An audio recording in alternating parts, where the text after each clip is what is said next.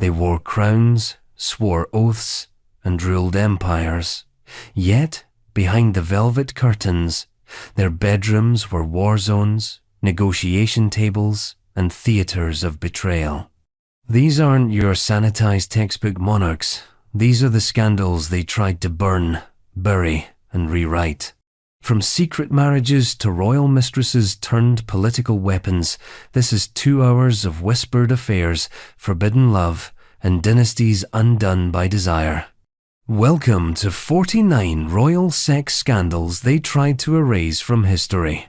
Because if you think power corrupts, wait until you see what it does behind closed doors. Before we dive headfirst into royal chaos, make sure you're subscribed. This channel is your passport to the strangest corners of history they hoped you'd never find. And while you're here, where in the world are you watching from? Drop your country and the time on the clock down in the comments.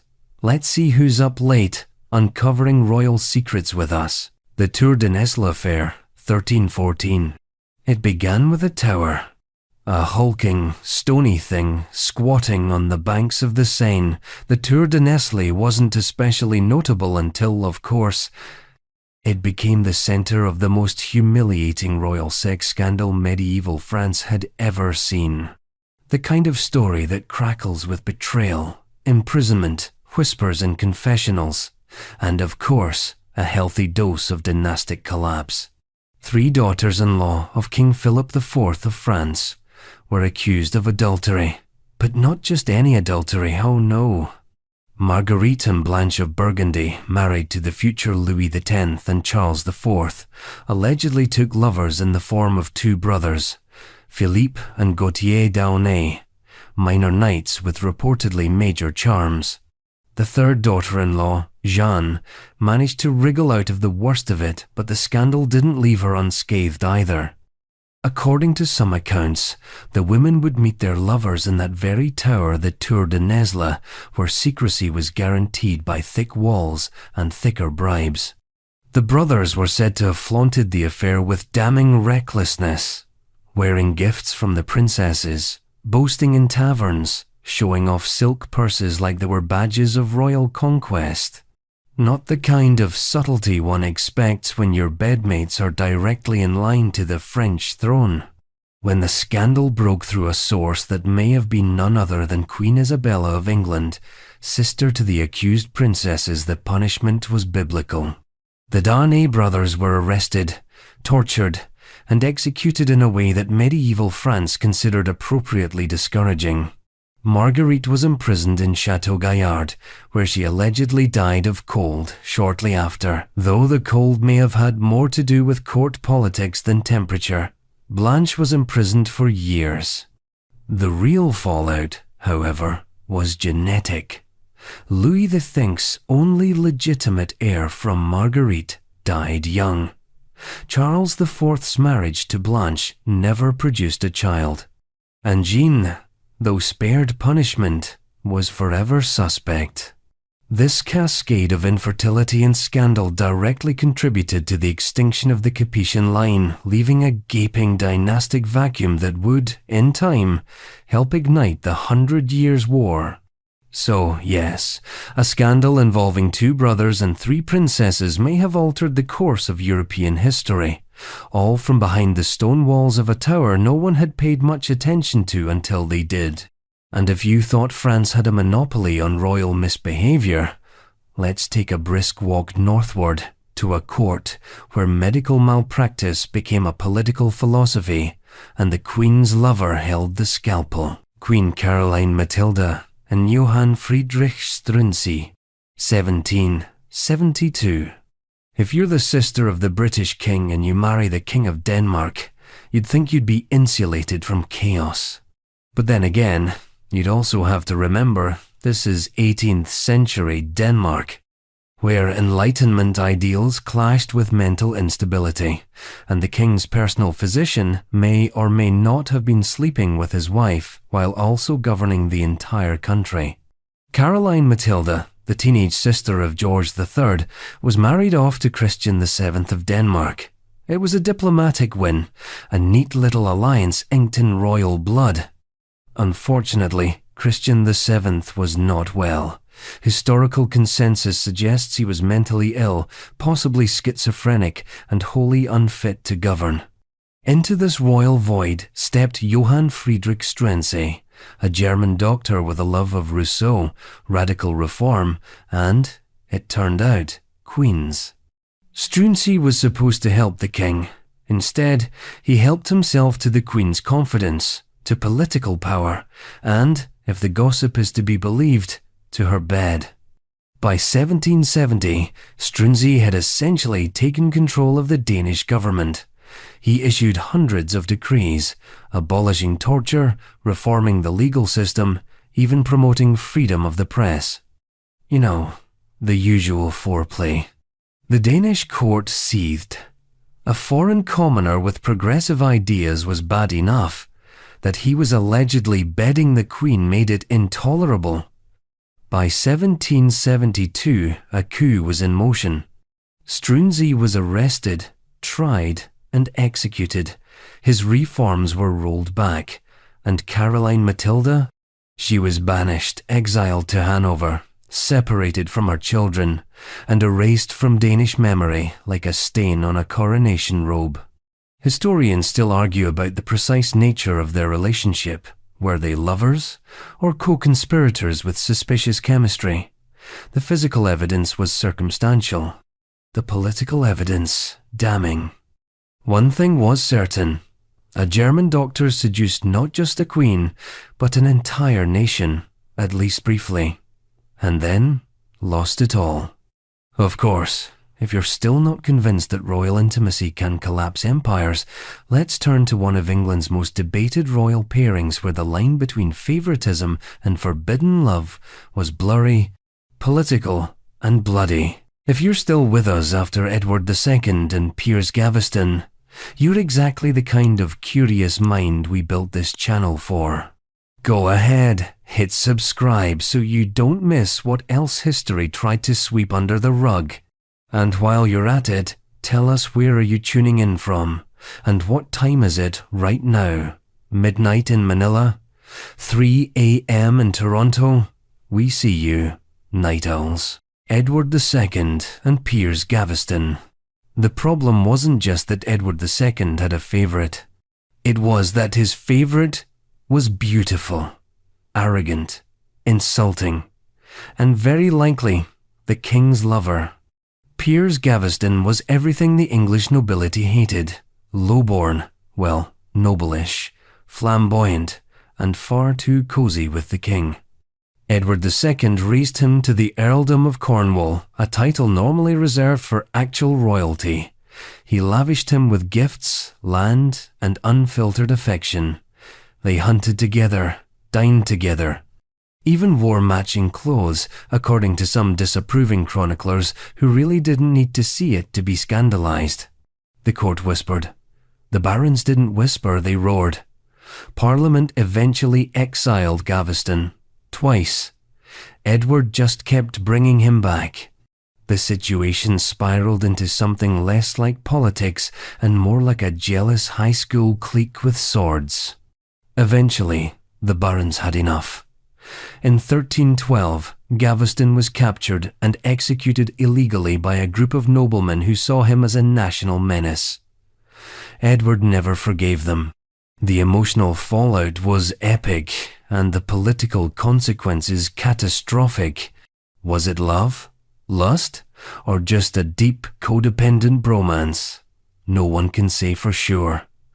But the sheer intensity of Edward's attachment to Gaveston and his refusal to live without him tells its own story. One that wouldn't be the king's last scandal. Spoiler, there's a Hugh dispenser coming. But we'll get there. For now, consider this.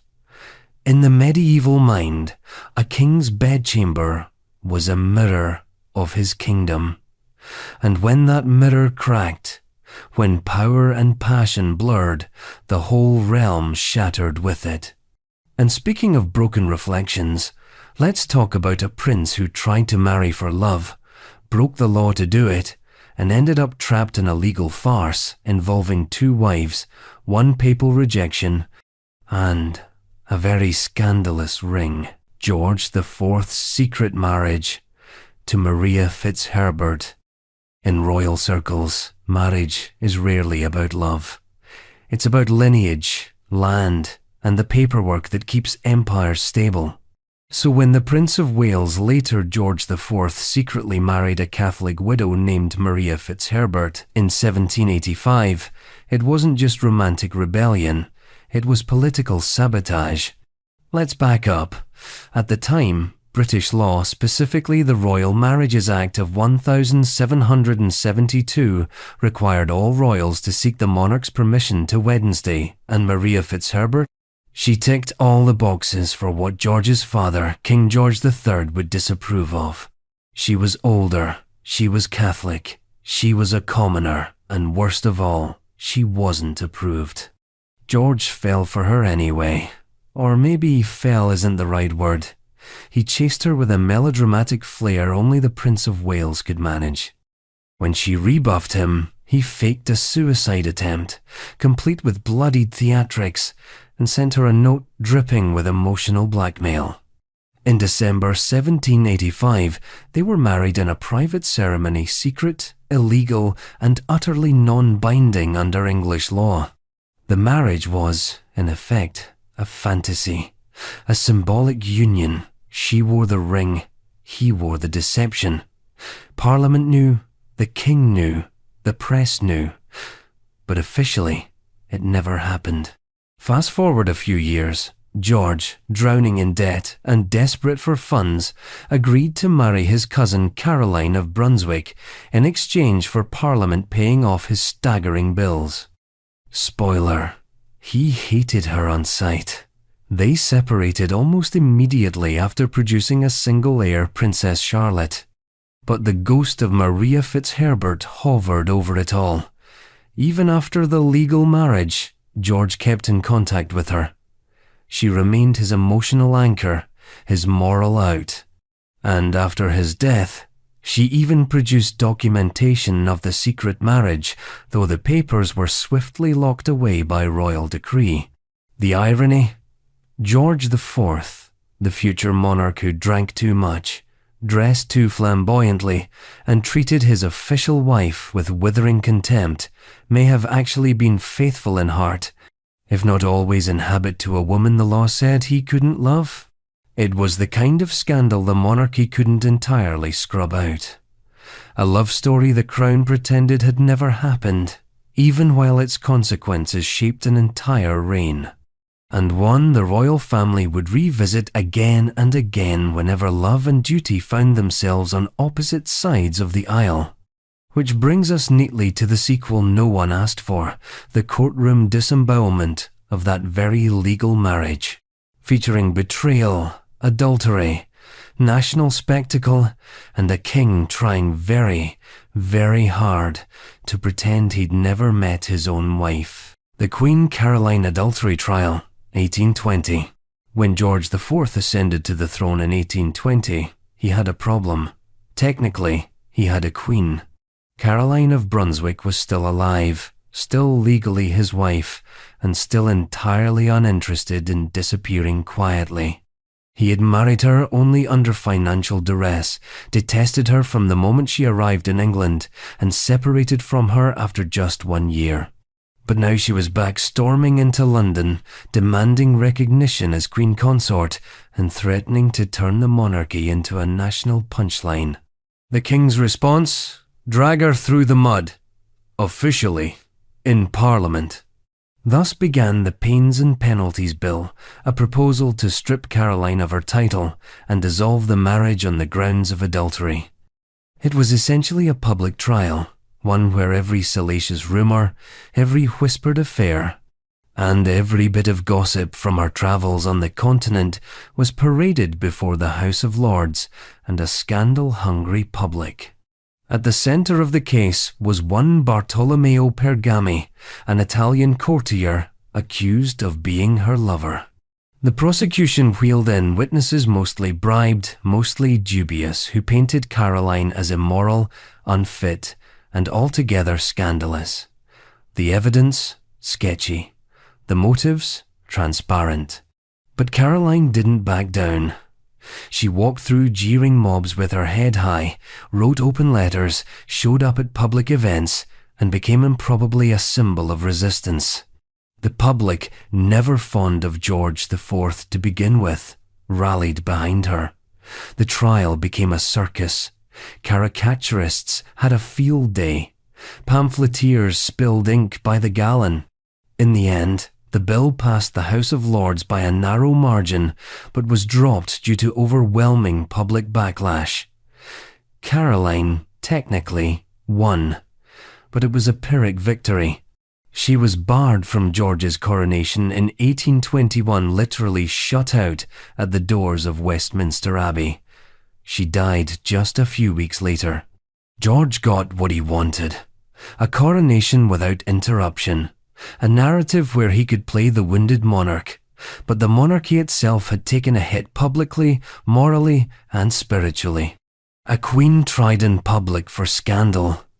By a king whose own affairs were an open secret, revealed more about royal hypocrisy than it did about virtue. And yet, if the court of George IV taught Britain one thing, it was this: royal mistresses might be unofficial, but they could still wield terrifying influence. Especially when the next king's heart and perhaps more belonged not to his wife, but to someone else entirely. Edward VII and Alice Keppel.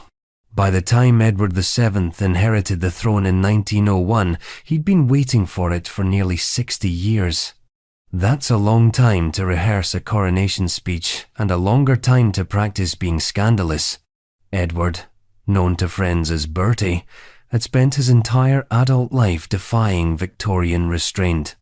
While his mother, Queen Victoria, wept over morality and empire, Edward indulged in food, gambling, and women. Many, many women. But of them all, one stood out: Alice Keppel. She arrived on the scene in the 1892nd, charming, intelligent, married of course, and well aware of how court politics worked. Their affair was no secret. It was practically public policy. She had her own quarters when he visited aristocratic homes. She rode in his carriages. She was present at state functions.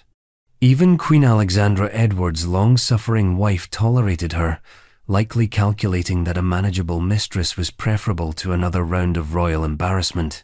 Alice played her role flawlessly. She soothed Bertie's temper, offered political insight, and kept his scandals from tipping into full-blown disaster. Unlike some of his earlier flings, she didn't push for recognition or drama. She understood that power lay in proximity, not performance. When Edward fell ill in 1910, it was Alice, not his wife, who was summoned to his bedside. She was discreetly asked to leave just before he died. The royal family, ever vigilant about optics, didn't want her name immortalized in the death narrative. But she had been there. Quietly, steadily, through the parties, the state dinners, the diplomatic tightropes. The Keppel affair was less about sex than strategy. In many ways, Alice was a soft power broker, someone who shaped policy not by decree, but by whisper. And perhaps that's why her legacy lingers. Not because she scandalized the court, but because she managed not to. Of course, dynasties love irony. So decades later, Alice Keppel's great-granddaughter Camilla Parker Bowles would reprise the role of royal mistress in the modern age. But that's another segment, because first, we have to talk about how a royal romance in 1936 brought down a crown not with a scandalous affair, but with the wrong kind of love. One that was married, American, and unacceptable to the entire British Empire. Edward VIII and Wallis Simpson. There are many reasons monarchs lose their crowns: war, rebellion, incompetence. Edward VIII, he lost his throne to love, or so the story goes. In 1936, Edward became king. By December, he wasn't anymore. And the reason everyone heard, repeated, dramatized, and softened into romantic folklore was this. He wanted to marry Wallis Simpson, a twice-divorced American socialite, and the government said no. But the story behind the headlines is considerably messier. Edward had been infatuated with Wallis for years before taking the throne. She was witty, sharp, commanding, and critically married to her second husband. Edward didn't seem to mind. He introduced her to his family, brought her to functions, and even had her photographed alongside royals in semi-official events. Subtlety was not his strong suit. The crisis exploded when Wallis filed for divorce in late 1936, and Edward made it clear he intended to marry her. This wasn't just a matter of etiquette. As King of England, Edward was also Supreme Governor of the Church of England, which at the time forbade remarriage after divorce if the former spouse was still alive, which Wallis's were, both of them. The government couldn't allow it. Parliament refused to consent. The Dominions, Canada, Australia, South Africa, voiced open disapproval. For a monarch whose power was largely symbolic, symbolism mattered. And the symbol of Edward choosing a divorcee over the stability of empire sent the wrong message. So Edward gave them a different one. He abdicated. In a radio broadcast on the 11th of December, 1936, he told the nation he couldn't carry out his duties without the help and support of the woman I love. It was elegant, moving, romantic, but it was also damage control. Wallis had fled to France amid the media storm. The monarchy was in crisis mode. Edward's younger brother, George VI, was rushed into power with a stammer and a terrified sense of duty. Edward became the Duke of Windsor. He married Wallis in France in 1937. No royal family members attended. The couple lived abroad, alternating between exile and awkward diplomacy. They were photographed endlessly, sometimes glamorously, sometimes aimlessly. Some said they looked like royalty in exile. Others said they looked like actors out of work. Behind the scenes, it wasn't all silk and champagne.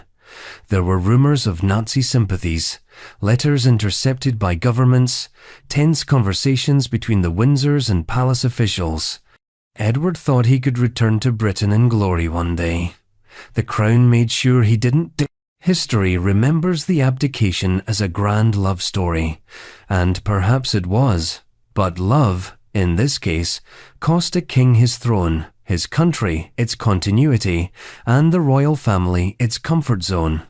Of course, royal discretion didn't improve with time.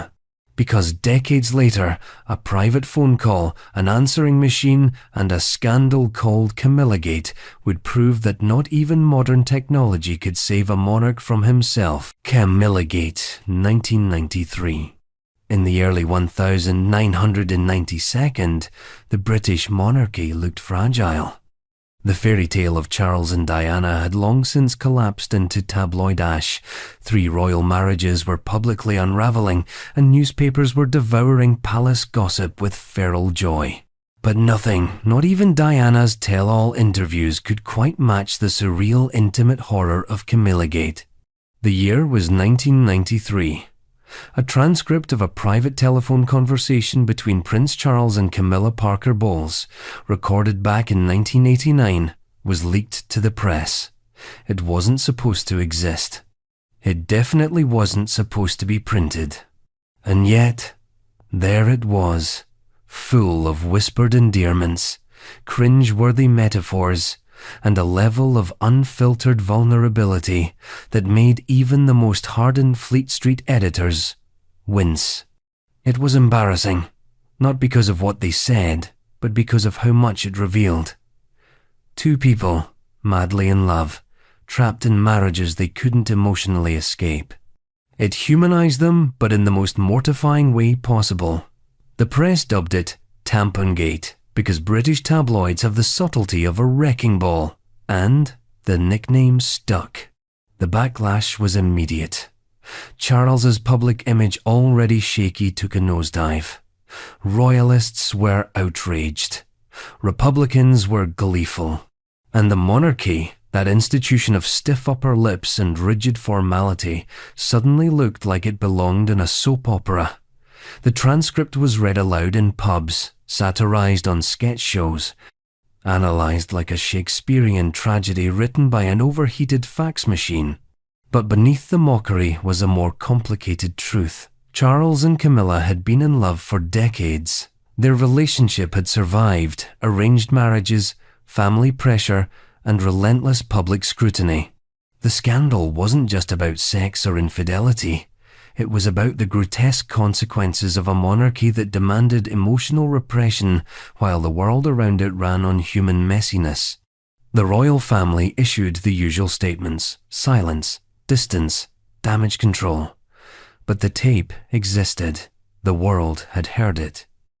And while Diana was winning hearts in interviews and landmine campaigns, Charles was reduced to punchlines and leaked conversations. Years later, the scandal would fade. Charles and Camilla would marry.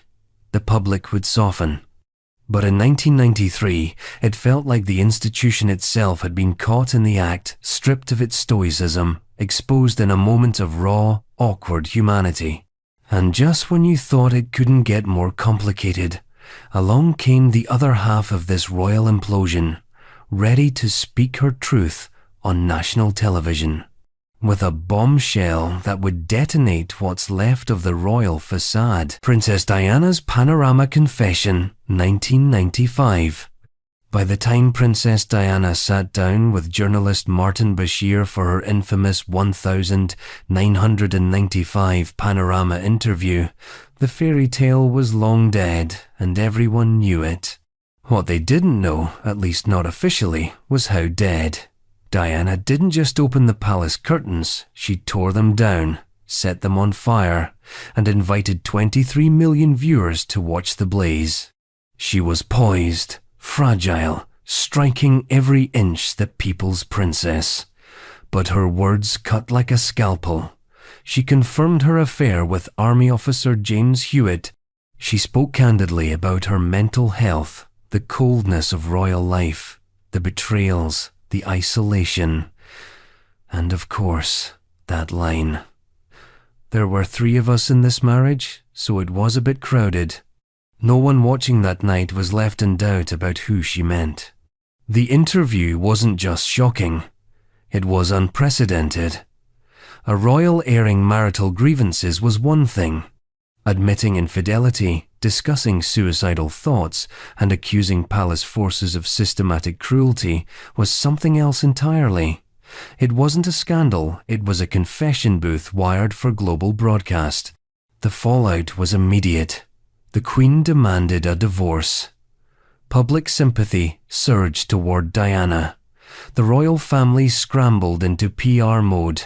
For Charles, it was another blow in a decade of them. For the monarchy, it was a full-blown existential crisis. But here's the twist. Diana's honesty, however raw and revealing, didn't destroy her. It transformed her. She became a global icon, transcending royalty, rebranding herself as a humanitarian and a martyr in real time. Her words weren't just scandalous, they were revolutionary. And still, beneath the strength, there was pain. Diana had once been the naive teenager sold into a fairy tale. Now, she was a woman weaponizing truth in a system built on silence. Panorama changed everything. For the monarchy, it marked the collapse of mystique. For Diana, it marked her rebirth as a symbol. But for all the healing it promised, the wounds were still open. Because scandal, as history keeps reminding us, doesn't end with a tearful confession. Sometimes it ends in silence, or worse, settlement. Which brings us to a prince whose friendship with a predator became the royal family's darkest, most radioactive burden. And this time, there would be no interview. Just a photo, a lawsuit, and a door that slammed shut forever. Prince Andrew and Jeffrey Epstein. It began, as these things often do, with a friendship no one wanted to look too closely at, until suddenly everyone was staring. Prince Andrew, Duke of York, was once the monarchy's action man, a war hero, a helicopter pilot, the dashing spare with tabloid-ready swagger. But by the 2010 second, the headlines had taken a darker turn. Whispers had become warnings, and the name Jeffrey Epstein had turned from New York socialite to global synonym for predator. Standing next to him, often quite literally in photos, was Andrew. The friendship went back years. They had attended parties together, been photographed strolling in Central Park, stayed at each other's homes. Epstein had even attended Princess Beatrice's 18th birthday party. When Epstein was convicted in 2008 for soliciting a minor, most of his high society friends scattered like dry leaves, but not Andrew. He stayed in touch. He even visited Epstein in New York after the conviction. When asked why, years later, his answer would be a masterclass in self-destruction. It was a convenient place to stay. Convenient, that word did a lot of heavy lifting. In 2015, Virginia Giuffre, formerly Roberts, publicly accused Andrew of abusing her while she was being trafficked by Epstein, a claim Andrew categorically denied. The royal response was silence, then statements, then a growing sense of unease. The photograph of Andrew with a young Virginia, his arm around her waist, Epstein's associate Ghislaine Maxwell smiling in the background, became an icon of a scandal no one wanted to name out loud. Then came the interview. In 2019, Prince Andrew sat down with the BBC's Newsnight, presumably to clear his name. What followed was something else entirely. A disastrous parade of deflections, robotic denials, and a now legendary claim that he couldn't have been with Virginia that night because he was at Pizza Express in Woking. It was the kind of answer that transcended scandal and entered the realm of cultural meme. If it hadn't been so tragic, it might have been comedic. The interview backfired. Completely. Overnight, Andrew went from awkward royal to international liability. Sponsors pulled out. Charities distanced themselves. The Queen, ever the institution, removed him from official duties. In 2022, Andrew settled a civil case with Giuffre in the US, no admission of guilt, just a financial resolution. But the damage was done. He became the royal family's radioactive shadow, absent from balcony appearances, birthday celebrations, and public favor. No trial, no conviction, just a stain unspoken, unresolved, undeniable. And in a monarchy built on the myth of moral authority, Andrew's scandal was a fissure in the very stone. Of course, his ex-wife was no stranger to scandal herself, and in her case, the downfall came courtesy of a toe, a telephoto lens, and a reminder that royals rarely get to misbehave in peace. Sarah, Duchess of York, 1992. Sarah Ferguson, the Duchess of York, affectionately nicknamed Fergie, once burst into the royal scene like a red-headed hurricane of charm. She was fun, outspoken, less polished than Diana, but more relatable. The press adored her. The courtiers did not. Her marriage to Prince Andrew began in 1986 with royal fanfare and the usual Windsor optimism, but it quickly frayed. Andrew was often away first for royal duties, then for military service, and Sarah was often alone. The tabloids circled. The separation was announced in March 1992, and the press turned feral. Then came that summer. In August of that year, the Daily Mirror published front-page photographs of Sarah sunbathing topless with American financial advisor John Bryan while he sucked her toes. The pictures had been taken without consent, using a long lens, but the damage was immediate and spectacular. The British press treated it like a national collapse. Conservative columnists clutched pearls. The Queen was reportedly not amused. And it wasn't just the pictures, it was the timing. The separation had already made her vulnerable, but now, in the public eye, she had crossed an invisible line. Not just a failed marriage, but indecorous behavior. Not just a scandal, but a symbol of a royal system fraying at its edges. Sarah's reputation nosedived. Her financial troubles mounted. The tabloids that once adored her now hunted her. She was cast out not in law, but in tone. The palace kept her at a distance. Her role shrank. The public turned her into shorthand for bad royal behavior. Flashy, frivolous, scandal-prone. But she didn't disappear. Over the years, Sarah rebuilt through books, business ventures, media appearances. Her friendship with Princess Diana endured. Her co-parenting with Andrew remained surprisingly warm. In fact, they continued to live together for years after the divorce, an ironic footnote that baffled royal watchers.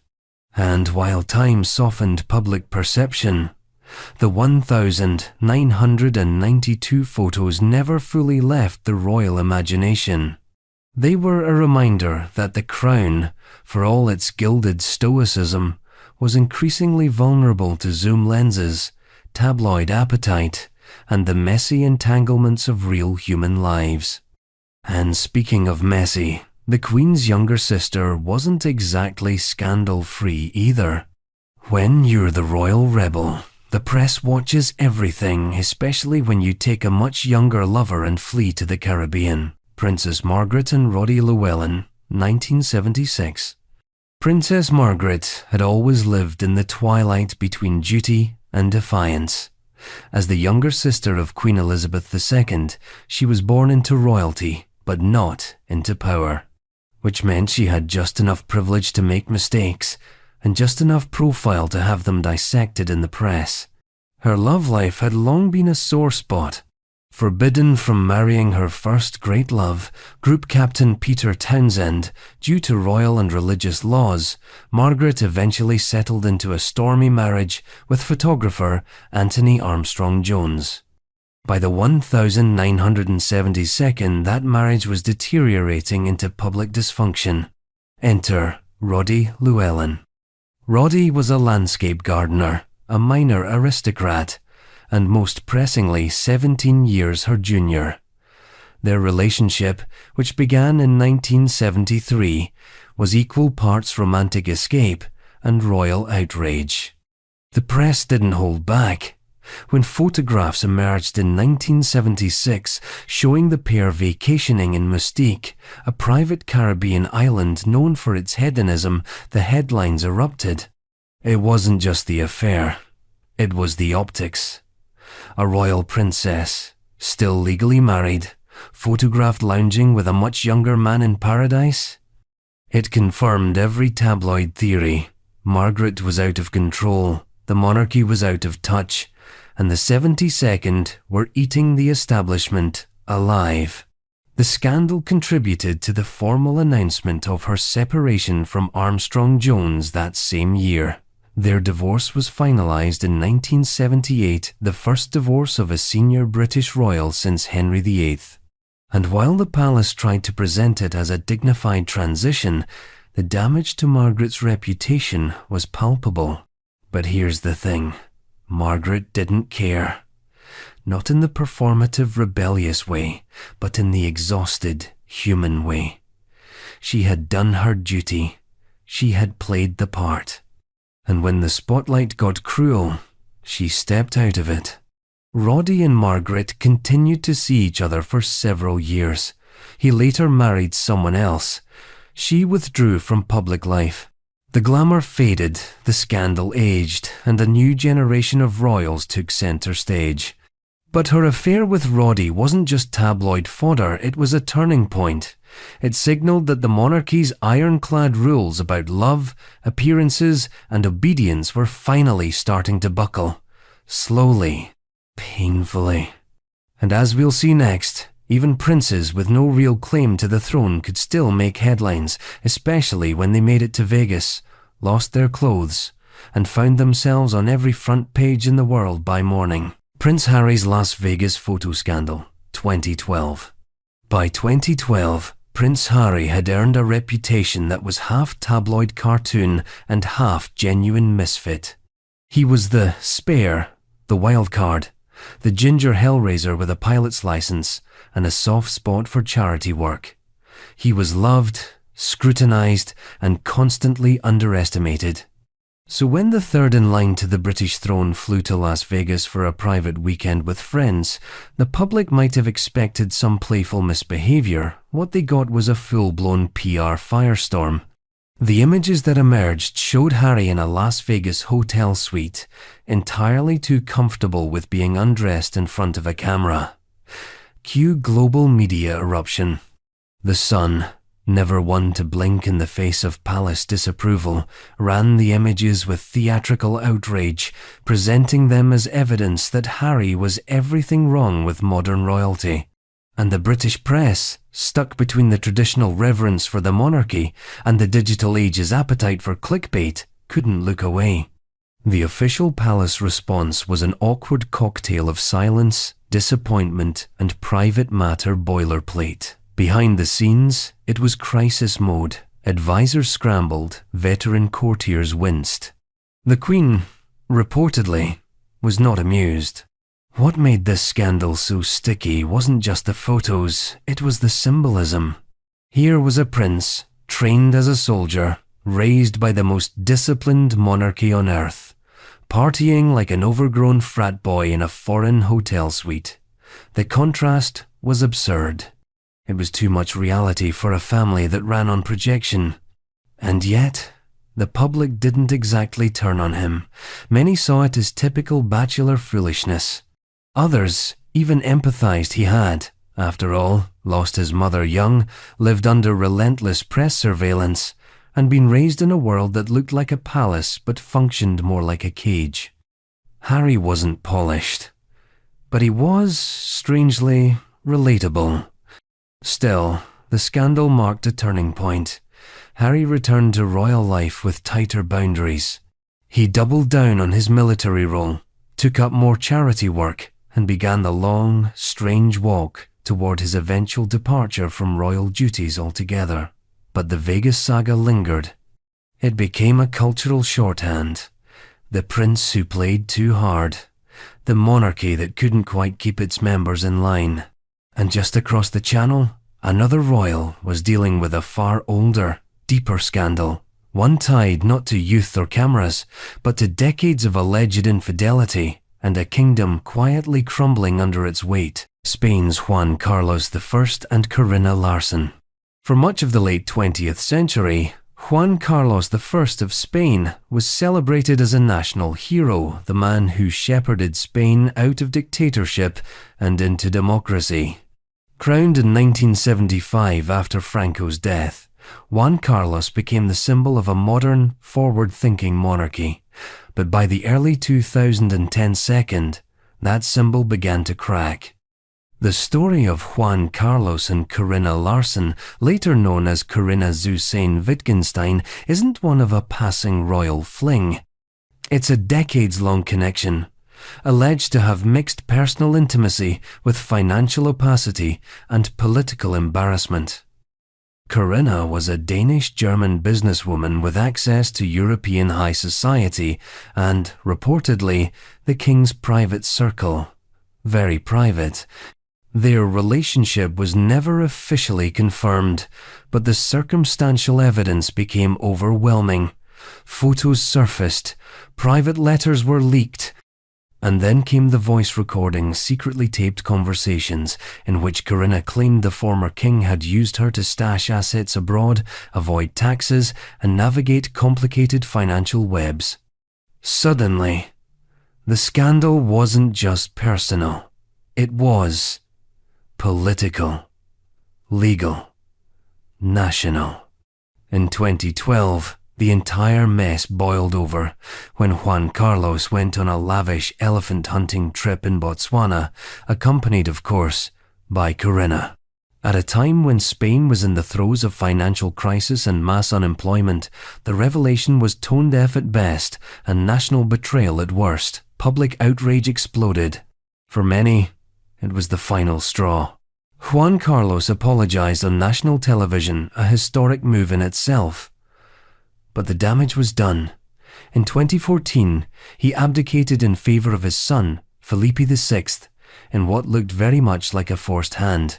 Years later, Juan Carlos would leave Spain entirely, living in self-imposed exile in the UAE as investigations swirled around him. The monarchy, under Felipe, scrambled to restore credibility, slashing the former king's allowance, distancing the institution from scandal, and launching a PR offensive of moral reform. But the shadow of Juan Carlos and Corinna never really left. In the court of public opinion, the question remained, how much does a crown weigh when it's tangled in personal loyalty and financial secrets? But Spain wasn't alone. Just up north, another royal was forced into the courtroom, not for hunting elephants, but for fathering a child he refused to acknowledge until the DNA left no room for denial. Belgium's Albert II and Delphine Boel. It had all the makings of a classic royal denial, whispers of a love child, decades of legal stonewalling, and a monarchy determined to pretend nothing was amiss. Until, of course, science got involved. Albert II of Belgium reigned from 1993 to 2013, a relatively quiet monarch in a country where political gridlock was more exciting than any palace intrigue.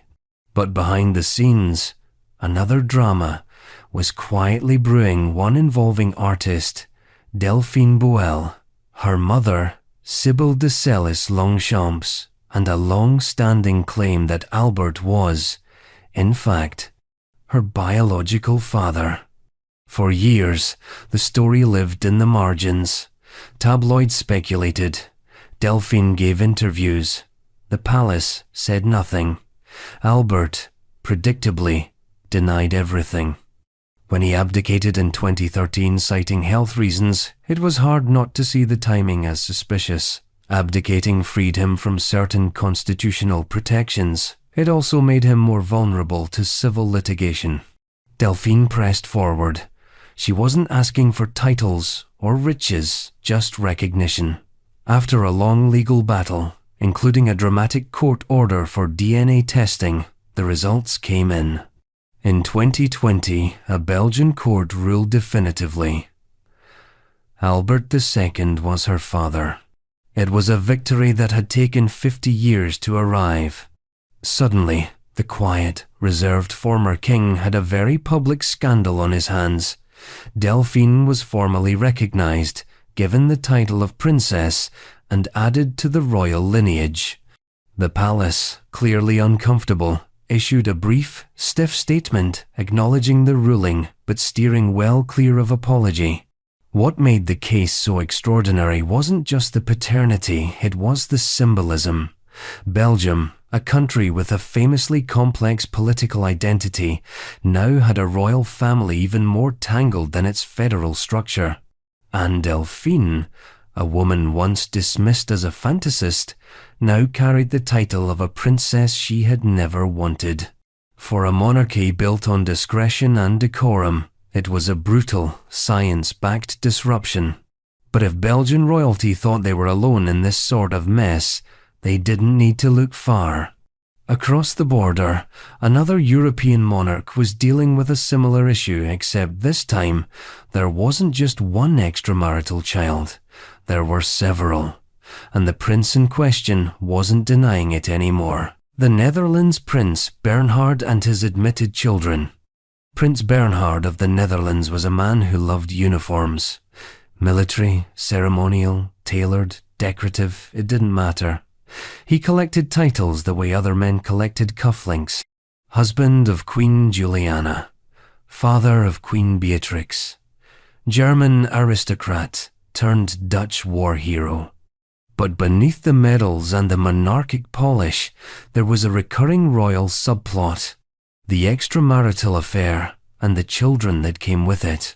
The Dutch monarchy, known for its relatively modern attitude and unpretentious charm, had long tried to keep Bernhard's extracurriculars in the realm of polite rumour, and for a while it worked.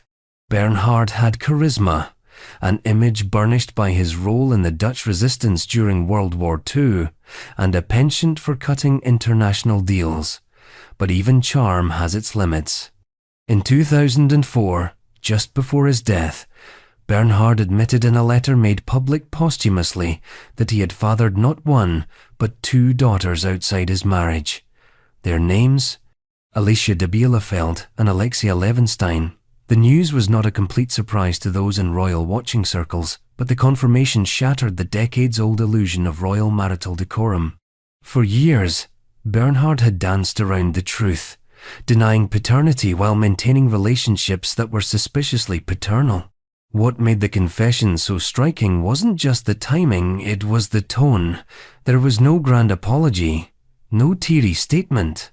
Just a letter, composed with aristocratic restraint, acknowledging that yes, he had fathered these children, and no, he did not believe they should have titles or be incorporated into the royal line. Recognition without responsibility. Admission without atonement. The Dutch press, ever more respectful than their British counterparts, treated the story with a mix of curiosity and cultural fatigue. Royal misbehaviour had, by this point, become more expected than scandalous, but the public reaction was more complex. Bernhard had long been viewed as both a statesman and a scoundrel. This simply confirmed which side had won. Queen Juliana, notably, had never divorced him. Theirs was a marriage of resilience, not romance. Rumours had swirled for decades about his affairs, his financial dealings, and even his involvement in a bribery scandal, the Lockheed affair, that nearly forced his resignation from public duties. Through it all, Juliana endured, or perhaps simply chose not to engage. And yet, Bernhard's posthumous confession didn't topple the Dutch monarchy. If anything, it underscored its strange immunity. The scandal was absorbed, digested, and added to the growing archive of royal imperfection. Life and the House of Orange moved on. But while Bernhard's legacy was privately unravelled, another prince in another glittering microstate was about to take a different route. He would publicly acknowledge his children born out of wedlock before anyone could scandalise it for him. Monaco's Prince Albert II and his children born out of wedlock. If there's one royal household that practically glows with cinematic intrigue, it's Monaco. A postage stamp-sized paradise on the Mediterranean coast, the principality has always punched above its weight in terms of scandal. Princess Grace, Formula One, casino royalty. It's not a country, it's a movie set with diplomatic immunity. Enter Prince Albert II, son of Prince Rainier III and Grace Kelly. A man born of a fairy tale marriage and burdened with a dynasty that demanded perfection, spectacle, and perpetual composure. So when rumours began swirling in the early 2000s that Albert had fathered children out of wedlock, the story practically wrote itself. There were 2 children at the centre of the media firestorm. Jasmine Grace Grimaldi, born in 1992 to an American mother, and Alexandra Grimaldi Coste, born in 2003 to a Togolese French flight attendant. Neither was publicly acknowledged at first. The palace maintained a tight grip on image, and Albert, long considered one of Europe's most eligible bachelors, kept his private life exceptionally private. But pressure mounted. The press closed in. Allegations hardened into legal petitions. And in 2005, shortly after the death of his father and just before his formal accession as sovereign prince, Albert issued statements confirming both children's paternity. It was, by royal standards, unprecedented. To be clear, neither child was given a claim to the throne. Monegasque law requires royal children to be born within a legal marriage in order to be eligible for succession. But Albert went further than most royals ever would. He provided financial support, maintained private relationships with both children, and crucially named them publicly. No cover-ups, no denials, no last-minute deathbed letters, just a controlled, if awkward, acceptance. The reaction in Monaco? Mixed. Some admired the honesty. Others wrinkled their brows at the timing, seeing it as a rushed clean-up before the formal coronation. Internationally, the story made headlines, mostly because it was so rare to see a royal handling a personal scandal like a rational adult. Then came the marriage. In 2011, Albert married Charlene Wittstock, a South African swimmer. Their wedding was supposed to be a reset, a glittering PR spectacle to rebrand the principality for a new era. But even that was touched by rumour. Charlene was alleged to have attempted to flee Monaco days before the ceremony, amid whispered revelations of more children.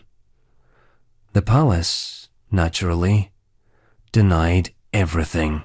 And yet, the air remained tense. Albert and Charlene now have twins, heirs born within wedlock, theoretically ending the succession question. But the cloud lingers. Monaco is not a kingdom that forgets easily, and the Grimaldi reputation, already a blend of Hollywood glam and dynastic weirdness, remains gloriously tarnished. But if you thought Monaco held the crown for royal slander, allow us to introduce the most enduring lie in European history: a woman, an empress, and a rumour so grotesque it survived for centuries, even though it was never true. Catherine the Great and the horse smear. There are many ways to assassinate a monarch: sword, poison, revolution. But none are as enduring or as absurd as rumour. Catherine II of Russia, known to history as Catherine the Great, was one of the most formidable rulers Europe ever produced. She expanded the empire, reformed the administration, corresponded with Enlightenment philosophers, and reigned for 34 years with iron will and political brilliance. But if you mention her name to someone who paid only partial attention in school, the response is often not educational reform or territorial expansion. It's the horse. Let's be clear from the outset. The rumour that Catherine died while engaged in an act involving a horse is 100% false, fabricated, fantastical, anatomically improbable, and logistically deranged. And yet, here we are, still talking about it centuries later. Why? Because the smear was never really about Catherine. It was about power. As a female ruler in a patriarchal world, Catherine had to navigate not just wars and treaties, but constant suspicion about her legitimacy. She came to power in 1762 after a coup against her husband, Peter III, a feeble emperor with a toy soldier obsession and a serious lack of supporters. The coup succeeded. Peter died shortly after. Catherine ruled. But not everyone appreciated being ruled by a woman, particularly one who was intelligent, sexually independent, and unapologetically in control. Her series of lovers, some political, some personal, became fodder for court gossip and diplomatic jabs. Her enemies couldn't outgovern her, so they tried to outshame her. The horse rumour likely emerged in the early 19th century, long after Catherine's death, as part of a broader tradition of sexually humiliating female rulers in history. It was outrageous enough to stick, scandalous enough to spread, and grotesque enough to outlive truth. Historians have spent decades swatting it down, but it persists, peddled in fringe books, whispered in bars, misremembered in classrooms. It's the oldest trick in the book. If you can't destroy her legacy, tarnish her body. But Catherine, ironically, has the last laugh. Her reign remains one of the most successful in Russian history. She modernized the empire, played European diplomacy like a piano, and left a legacy far too vast to be eclipsed by gossip. And yet, this single lie, so specific, so lurid, survives in the cultural bloodstream. Proof that scandal, however false, can sometimes outrun fact. And speaking of imperial affairs that actually did happen, let's step into the opulent, scandal-soaked world of the Russian ballet, where the last Tsar of Russia was captivated not by revolution or war, but by a ballerina with just enough political gravity to tip the balance of his empire's final days. Nicholas II and Mathilde Kshessinska. Before Nicholas II was the last Tsar of Russia, before the revolution and the firing squads, before the Romanovs became the ghosts of palaces turned museums, he was just a young crown prince. And like many royals before him, he fell in love with a woman the empire would never permit him to marry. Her name was Mathilde Kshessinska, a celebrated prima ballerina of the Imperial Russian Ballet. Gifted, confident, and, crucially, well-positioned within St. Petersburg's most elite circles, she dazzled the aristocracy and courted powerful admirers. She wasn't merely dancing for the Tsar, she was dancing for the whole court, and they adored her for it. But it was the young Tsarevich Nicholas who adored her most. Their relationship, never officially acknowledged but heavily implied through memoirs, letters, and contemporary gossip, began in the 1892nd and continued until Nicholas's marriage to Princess Alix of Hesse, later Tsarina Alexandra. By the time he took the throne, Mathilde was no longer part of his life, but she remained very much part of his world. And she knew it. After Nicholas married, Mathilde entered into another high-ranking affair, this time with Grand Duke Sergei Mikhailovich, and bore a child, whose paternity became one of the court's more delicately ignored questions. Was it Nicholas's, Sergei's, another Romanov's? The ballet didn't answer questions like that.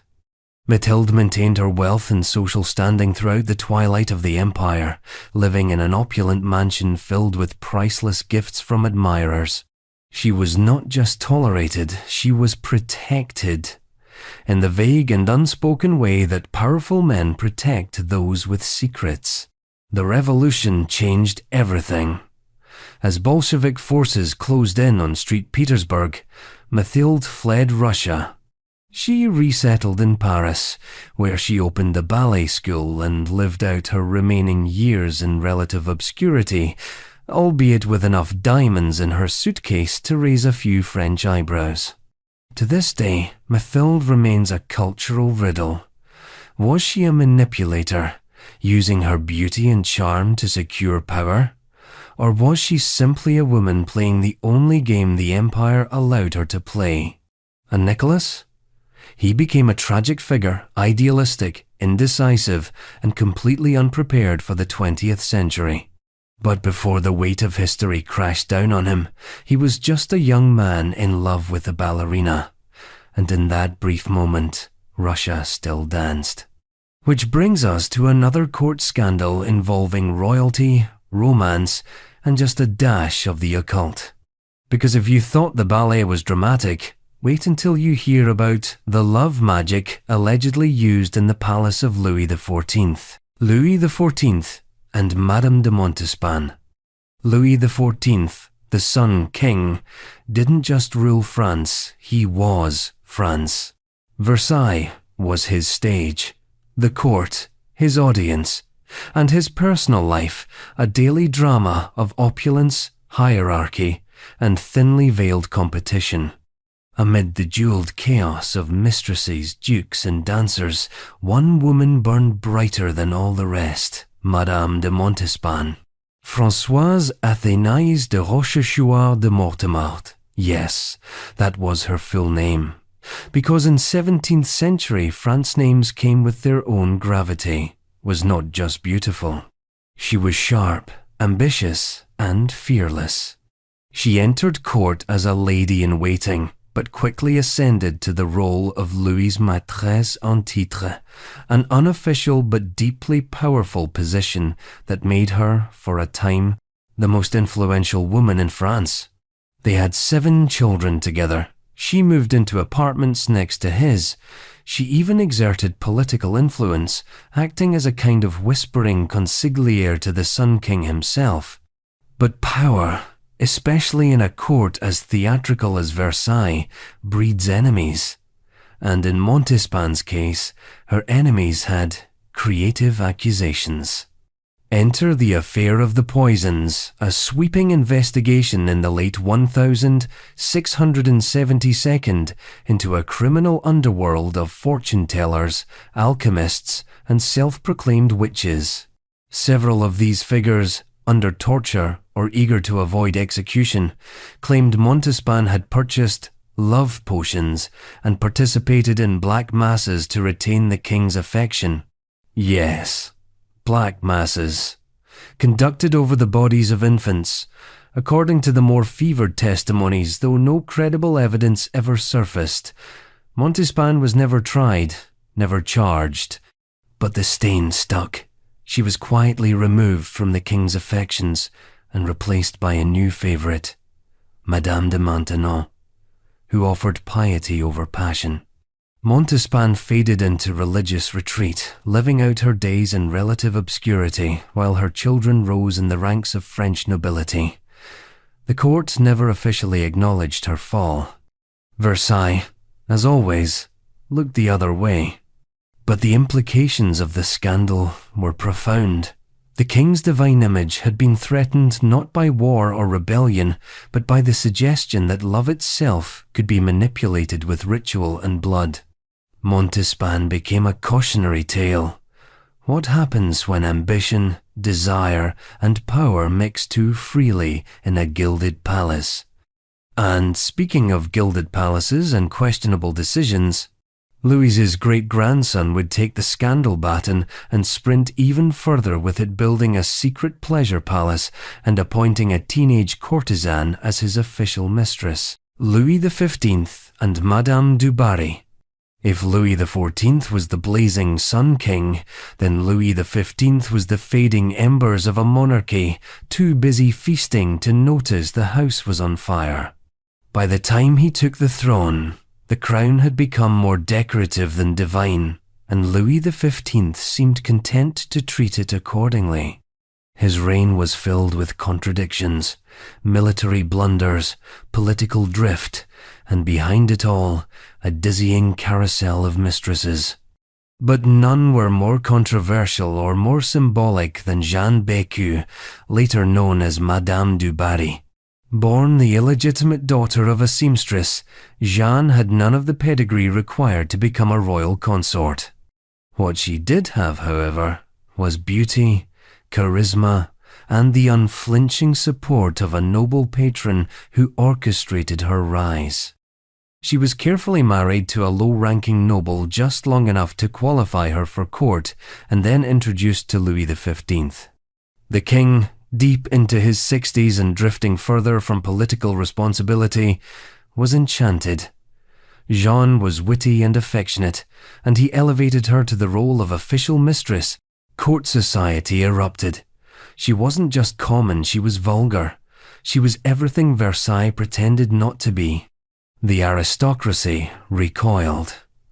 Madame du Barry became the lightning rod for every resentment in the kingdom, a symbol of royal decadence, favoritism, and the widening gap between monarch and people. Satirical pamphlets circulated, scathing letters were passed hand to hand in salons.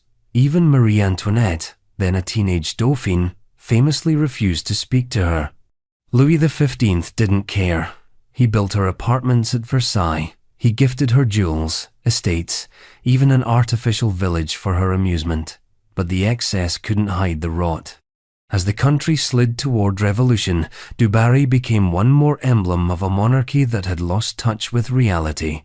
After Louis XV's death, Du Barry was exiled from court. She later returned to Paris and, in a final twist of fate, was arrested during the French Revolution. Her pleas for mercy were ignored. She was executed in 1793, her lavish life reduced to a cautionary footnote. Her story is less about seduction than survival, about how far someone can rise on charm alone, and how quickly that charm curdles when the world demands accountability. And the next scandal would be no less tragic. A royal prince, a dead mistress, and a scandalous suicide pact, or was it murder, in a locked lodge in the Vienna woods. The Meerling Tragedy, 1889. On the morning of the 30th of January, 1889, the bodies of Crown Prince Rudolf of Austria and his 7-year-old mistress, Baroness Mary Vetsera, were discovered in the Imperial Hunting Lodge at Meerling. The scandal wasn't just in the deaths, it was in the cover-up that followed. The tragedy was immediately swaddled in imperial silence, then wrapped in lies, then launched into history as one of the most enduring royal mysteries ever recorded. Rudolf was the only son of Emperor Franz Joseph and Empress Elizabeth, heir to the sprawling Austro-Hungarian Empire. Sensitive, liberal-minded, and chronically at odds with his father's militaristic conservatism, Rudolf was an awkward fit for the Habsburg machinery. He chafed under court rules. He drank heavily. His marriage to Princess Stephanie of Belgium was strained and joyless. His political ideals, inspired by Enlightenment writers, were viewed as radical in a court that still thought 1789 had been a clerical error. Then came Mary Vetsera, young, beautiful, and infatuated with the idea of romantic martyrdom. She became Rudolf's emotional confidant, and, eventually, his lover. The relationship was considered improper, though not unusual by aristocratic standards until Meierling, until the morning when they were both found dead. What happened that night has been debated endlessly. The official narrative was a murder-suicide. Rudolf, despondent over his life, shot Mary and then himself. But that account was hastily cobbled together, inconsistent and riddled with contradictions. The court first claimed Rudolf died of a heart attack, then changed it again. Mary's body was buried in secret. Her farewell letters vanished into imperial archives for decades. Why the secrecy? Because this wasn't just a scandal, it was a constitutional crisis. Rudolf's death left the empire without a clear successor. Worse, the nature of his death threatened the moral authority of the Habsburgs. How could a man anointed by God for future rule have committed such an act? The church had to be persuaded to allow a Christian burial, which involved framing Rudolf's actions as the result of temporary insanity. Convenient theology. The aftermath reshaped European politics. With Rudolf gone, the succession passed to Archduke Franz Ferdinand. Yes, that Franz Ferdinand whose assassination in 1914 would light the match for World War I. The death of a crown prince and his teenage mistress became not just a tabloid scandal, but a hinge moment in modern history. And while Meerling remains unsolved, what it revealed about monarchy was clear. Behind the grandeur and ceremony, there were broken hearts, failed dreams, and a desperation no title could cure. And speaking of desperation, let's talk about another Leopold, this time in Belgium, whose affair with a teenage mistress played out not in a hunting lodge, but against the backdrop of colonial terror. Leopold II and Caroline Lacroix. Leopold II of Belgium is remembered less for his domestic reign than for the nightmare he unleashed in the Congo, A privately owned colony he governed with unspeakable brutality. But while history books now account for the atrocities committed under his rule, there's another layer to his story that's equally scandalous, albeit far less bloody. His long affair with a teenager named Caroline Lacroix. Caroline was a Parisian prostitute when she met the aging monarch. He was in his late 60s. She was barely 16. He fell for her instantly. For him, she was a balm. For her, he was a golden goose. Their relationship became an open secret, with Caroline receiving titles, diamonds, estates, and eventually, even a castle. Leopold wasn't subtle. He flaunted her like a prized possession. And that's where things got awkward, because while Leopold was parading Caroline through European society, Belgium was still technically a constitutional monarchy with a conservative Catholic public. The idea of the king maintaining a public relationship with a teenage mistress, not to mention showering her with colonial blood money, sparked national disgust. They called her La Reine du Congo. It wasn't a compliment. Leopold's obsession with Caroline coincided with the height of his wealth extraction from the Congo Free State. Rubber profits flowed in, and a good deal of it flowed straight to her. Belgian taxpayers were outraged, not just by the moral indecency, but by the economics. This was corruption cloaked in pearls. In 1909, just before his death, Leopold tried to secure her financial future by transferring massive fortunes and property to her name. The Belgian government intervened, successfully challenging many of the gifts and forcing her to return parts of the inheritance. It was one of the few times the state said no to the king, and perhaps the only time it did so out of genuine moral exasperation. After Leopold's death, Caroline lived lavishly in France.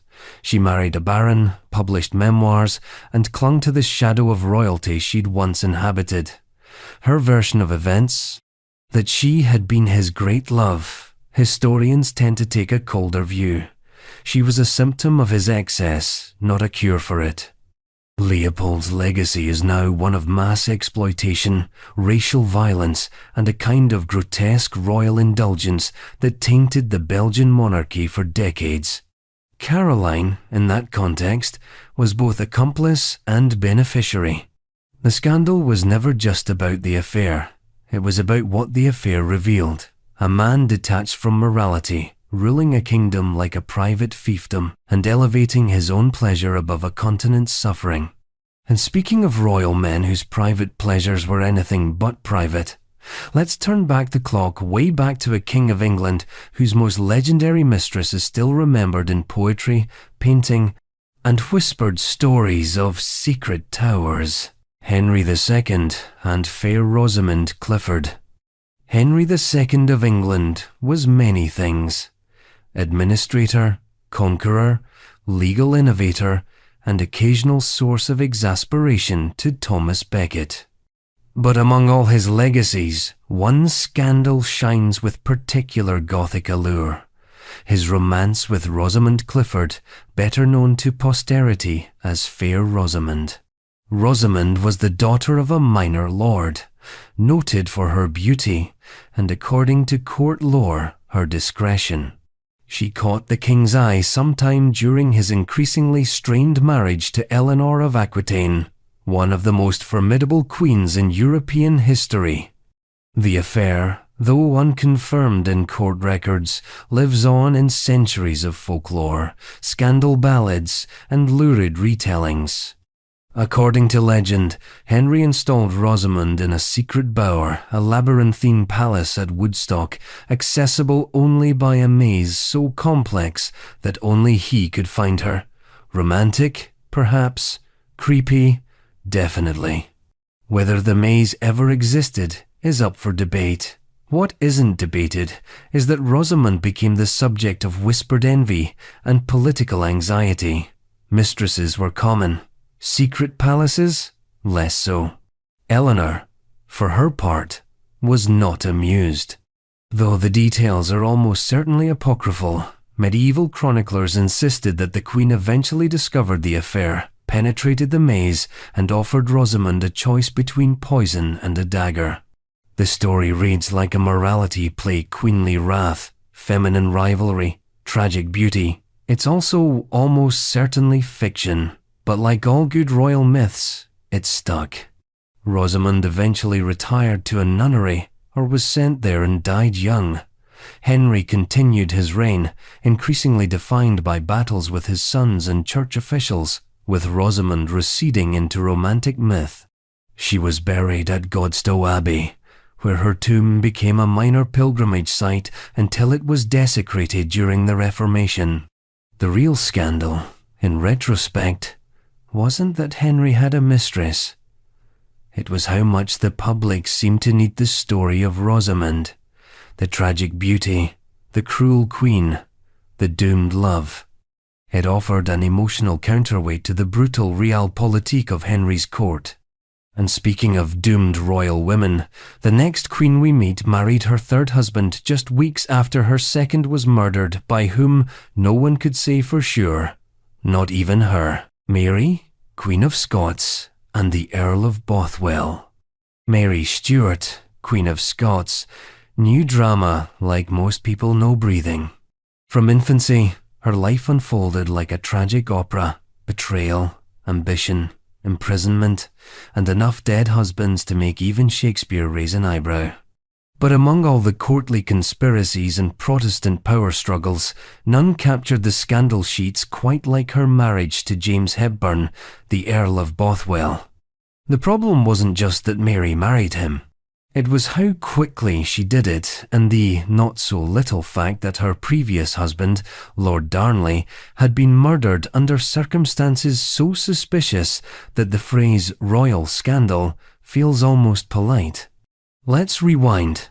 Mary's marriage to Henry Stuart, Lord Darnley, had been a political miscalculation from day one. He was arrogant, erratic, and more interested in titles than diplomacy. By the time their son James, the future James VI, and I was born, the marriage was little more than a Cold War staged in castles.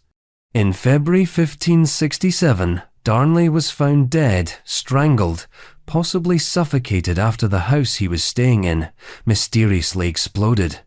Subtle, it was not. Enter Bothwell. A powerful noble with a reputation for strength and suspicion, he was one of the many investigated for Darnley's murder. The charges didn't stick, possibly because the trial lasted only 7 hours and no witnesses were called. Within weeks, Bothwell had allegedly abducted Mary. Whether it was a real kidnapping or a theatrical ploy remains debated, and within 3 months of Darnley's death, they were married. Scotland erupted. The Protestant lords revolted. Nobles who had once supported Mary turned against her. The marriage was seen not only as indecently hasty but politically suicidal. Bothwell, once her protector, was now branded her puppet master, or worse, her co-conspirator. The public narrative painted Mary as either a calculating seductress or a tragically weak woman led astray. Either way, her credibility as monarch disintegrated. Mary was forced to abdicate in favour of her infant son and fled to England, seeking protection from her cousin, Elizabeth I. That didn't go as planned. Elizabeth saw her as both a political threat and a cautionary tale, and Mary would spend the next 19 years in varying states of imprisonment until her execution in 1587. The Bothwell scandal was the hinge on which Mary's fate turned. Whatever the truth, whether she loved him, feared him, or simply saw no other choice, the marriage transformed her from queen to exile, from sovereign to suspect. And while Mary's downfall unfolded in bleak castles and political chambers, the next scandalous royal lived in silk-draped decadence, flamboyant, fabulous, and flagrantly unconcerned with the gendered expectations of the Sun King's court. Philippe I, Duke of Orléans, and the Chevalier de Lorraine. In the grand theatre of Louis XIV's France, where powdered wigs and polished manners masked endless layers of scheming, few courtiers played their part with more theatrical flair than Philippe I, Duke of Orleans, known for being both the king's younger brother and Versailles' most glittering contrarian. Philippe, known familiarly as Monsieur, was everything the king wasn't. Openly effeminate, fond of lace, warily tolerated by the nobility, and unashamed of his string of male lovers. Chief among them was the Chevalier de Lorraine, a man whose charm was matched only by his ability to aggravate everyone around him. The court didn't have to speculate. The relationship was neither quiet nor subtle. Lorraine's influence over Philippe was so notorious that even the king's endless tolerance for family eccentricities began to fray. Lorraine was arrogant, meddling, and treated Versailles as his playground and Philippe as his prize. To be clear, homosexuality at the time was not just frowned upon, it was criminal, but rank excused much, and Philippe's proximity to power offered him protection. Even so, scandal simmered just beneath the surface. Lorraine was accused of manipulating Philippe, sabotaging his arranged marriages, and attempting to influence court appointments through pillow talk and veiled threats. Philippe, meanwhile, seemed completely uninterested in royal discretion. He openly mocked military protocol, adorned himself in jewels, and once wore a pearl necklace to battle. He married twice, produced legitimate heirs, and then returned unapologetically to his private court of beautiful men. His first wife, Princess Henrietta of England, reportedly died in suspicious circumstances. Whispers of poison followed Philippe and Lorraine for years, though nothing was proven. His second wife, Elizabeth Charlotte of the Palatinate, wrote letters so detailed and candid that historians still mine them like gold veins for the daily gossip of Versailles. Her descriptions of Philippe's affairs and Lorraine's interference in their marriage painted a picture of royal domestic life that was anything but royal or domestic. Yet Philippe's eccentricities never quite toppled him. In fact, he remained one of the most politically stable figures in the royal family. His children married well. His military leadership was competent, if occasionally reluctant, and despite or perhaps because of his nonconformity, he carved out a niche in Louis XIV's meticulously ordered universe. The scandal lay not just in his sexuality, but in the freedom with which he wielded it. He refused to be ashamed. In a court built on hypocrisy, that might have been the most scandalous act of all. But for the next royal in our long descent, the shame came not from openness, but from state-level paranoia, blackmail, and a decades-long national cover-up. Welcome to Sweden, and the affair that nearly erased a king. The Hajby affair, 1932nd, 1952nd. Modern monarchies often pride themselves on transparency, restraint, and the ability to evolve with the times. But in mid-20th century Sweden, when rumours surfaced that King Gustav V had engaged in a long-running affair with a man named Kurt Hajby, the state didn't evolve. It panicked. The Hajby affair began as a murmur, a whisper in the Stockholm elite that Kurt Hajby, a convicted petty criminal and former restaurateur, had developed an intimate relationship with the aging monarch. The details were fuzzy, the timeline murky, but by the early 1932nd, something odd was definitely happening. Hajby received unusually large financial payouts from the royal court. He was imprisoned under suspect circumstances. His wife, suspicious of the payments and the secrecy, filed complaints. And then, quietly, the state intervened not to investigate, but to silence. Records show that the Swedish government spent years attempting to bury the scandal. Hajby was subjected to forced confinement in mental institutions.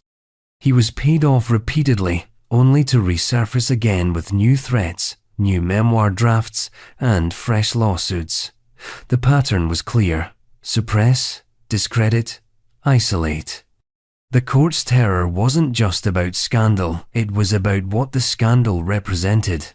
Sweden, a relatively progressive and neutral nation, feared a royal sex scandal involving a same-sex relationship would undermine the monarchy's legitimacy, particularly as fascist movements rose in neighbouring countries. But the more they tried to silence Hajby, the louder the affair became. Eventually, in the 1952nd, the case went public. Hajby published parts of his memoirs. Journalists investigated. The Swedish public was stunned not just by the nature of the allegations, but by the sheer effort the state had made to protect the monarchy at all costs.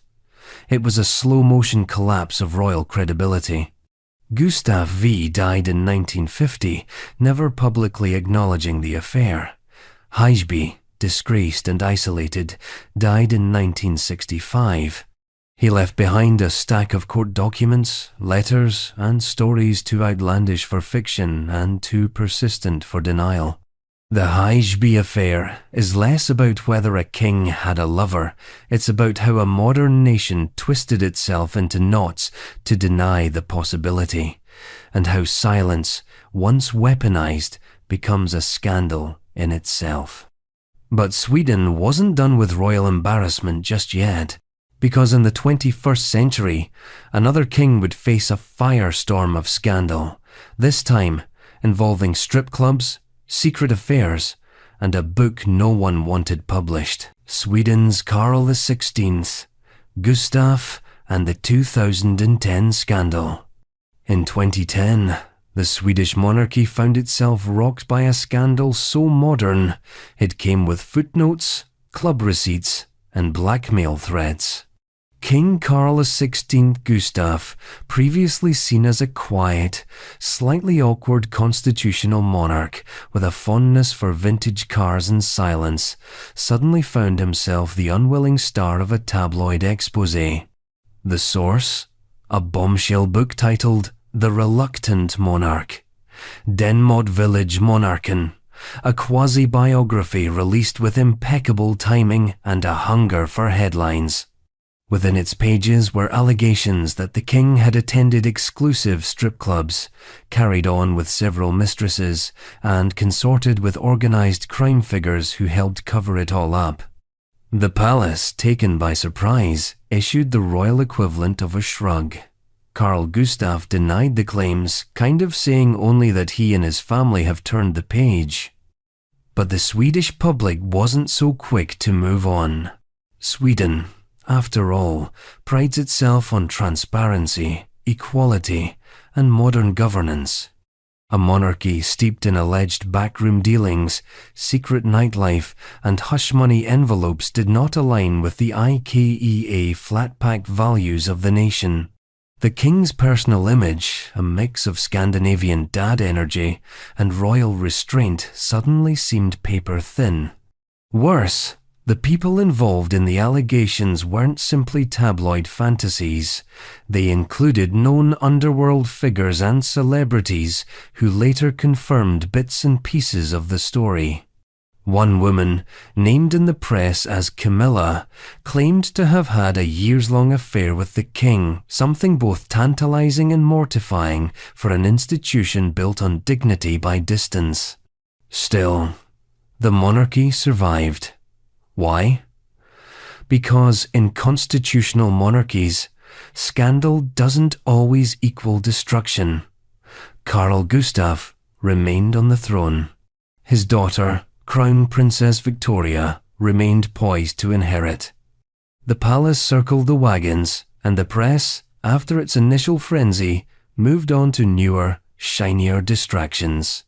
But the legacy of the scandal lingered. It damaged the king's popularity and prompted renewed discussions about abolishing the monarchy altogether. For a royal house that had always tried to avoid the over-drama of its European cousins, it was a sharp reminder that secrets, especially salacious ones, rarely stay buried. And if you thought Sweden had cornered the market on royal marital controversy, the next scandal will take you back to Denmark, where a king's love for a ballerina not only scandalized the court, but redefined what kind of woman could be called a queen. Denmark's Frederick VII and Countess Danner. In the pantheon of royal misalliances, few caused as much peril clutching in 19th century Europe as the marriage between King Frederick VII of Denmark and Louise Rasmussen, a woman of the theatre, a former ballerina, and, worst of all in the eyes of the court, a commoner. Born to a working-class family in Copenhagen, Rasmussen trained in ballet but quickly transitioned into life as a fashion entrepreneur, though her path into royal circles came through her status as a courtesan. By the time she met Frederick, she was already known in the city's elite nightlife. Their relationship bloomed in public, to the horror of Denmark's stiff-collared aristocracy. Frederick VII, already twice divorced and carrying the erratic temperament of a man who knew he'd be the last of his line, fell hard. In 1850, he elevated Rasmussen to the nobility, granting her the title Countess Danner. The backlash was immediate. She was labelled vulgar, manipulative, and unworthy of the crown-adjacent space she now occupied. But Frederick didn't care. He insisted on treating her as his consort informally at first, then officially. She accompanied him to public events, resided at royal palaces, and effectively played the role of queen without the title. The Danish court fumed. Rumours circulated about her influence on policy, her background, her accent, even her furniture. The nobility boycotted events. Foreign dignitaries raised eyebrows. Satirists sharpened their pens. And yet, Frederick remained loyal. Their relationship endured until his death in 1863, after which Countess Danner was forced into a more private life. She was excluded from many royal honours and faced open hostility from the royal family. Still, she turned her energies toward philanthropy, founding a women's shelter that still bears her name today. In hindsight, the scandal wasn't so much about who Louise Rasmussen was. It was about what she represented, a break in royal protocol, a challenge to class hierarchy, and the terrifying idea that a king might marry for affection rather than alliance. And if that's enough to make European nobles squirm, imagine what happens when a king's mistress becomes his wife, and their relationship ends up costing him his throne altogether. For that, we head southeast into a kingdom that would trade love for exile, power for passion. Romania's Carol II and Magda Lupescu. The story of King Carol II of Romania and Magda Lupescu reads like a romance novel written in a minor key. Passion, scandal, exile, return, abdication, and a final chapter played out far from the throne that once seemed his birthright. Carol was never destined for a peaceful reign. He was the eldest son of King Ferdinand and heir to the Romanian throne, but from an early age he developed a reputation for impetuousness and disobedience. His family, wary of his romantic entanglements and political unreliability, tried to limit his power at every turn. Enter Magda Lupescu. Born Elena Lupescu, she was the daughter of a Romanian Jewish pharmacist and a Catholic mother. Neither background helped her in a country wrestling with its own anti-Semitic undercurrents. She was divorced, flamboyant, and deeply charismatic.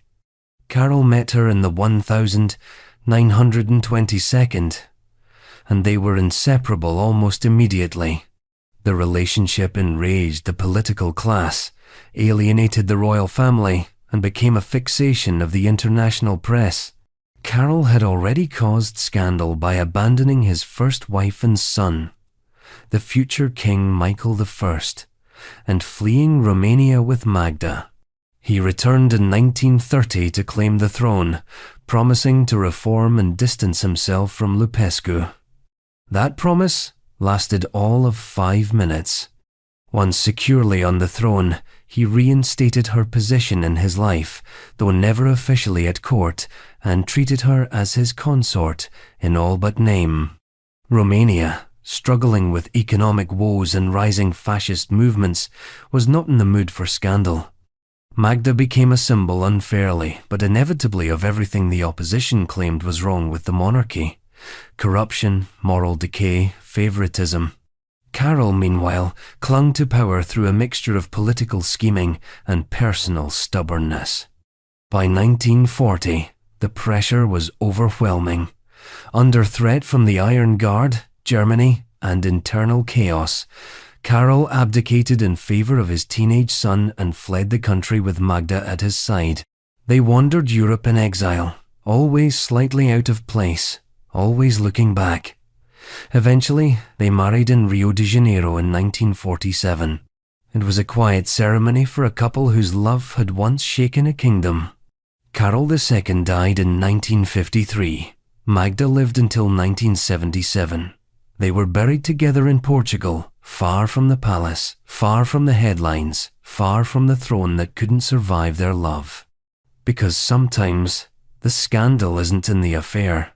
It's in the refusal to give it up.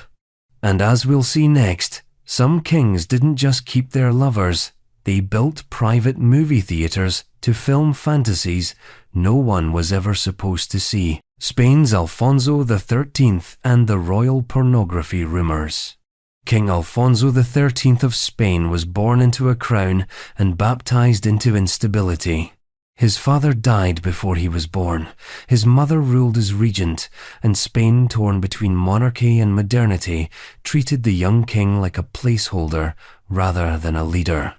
By the time Alfonso reached adulthood, he had inherited a fragile constitutional monarchy and a court bloated with pomp, privilege, and a growing appetite for distraction.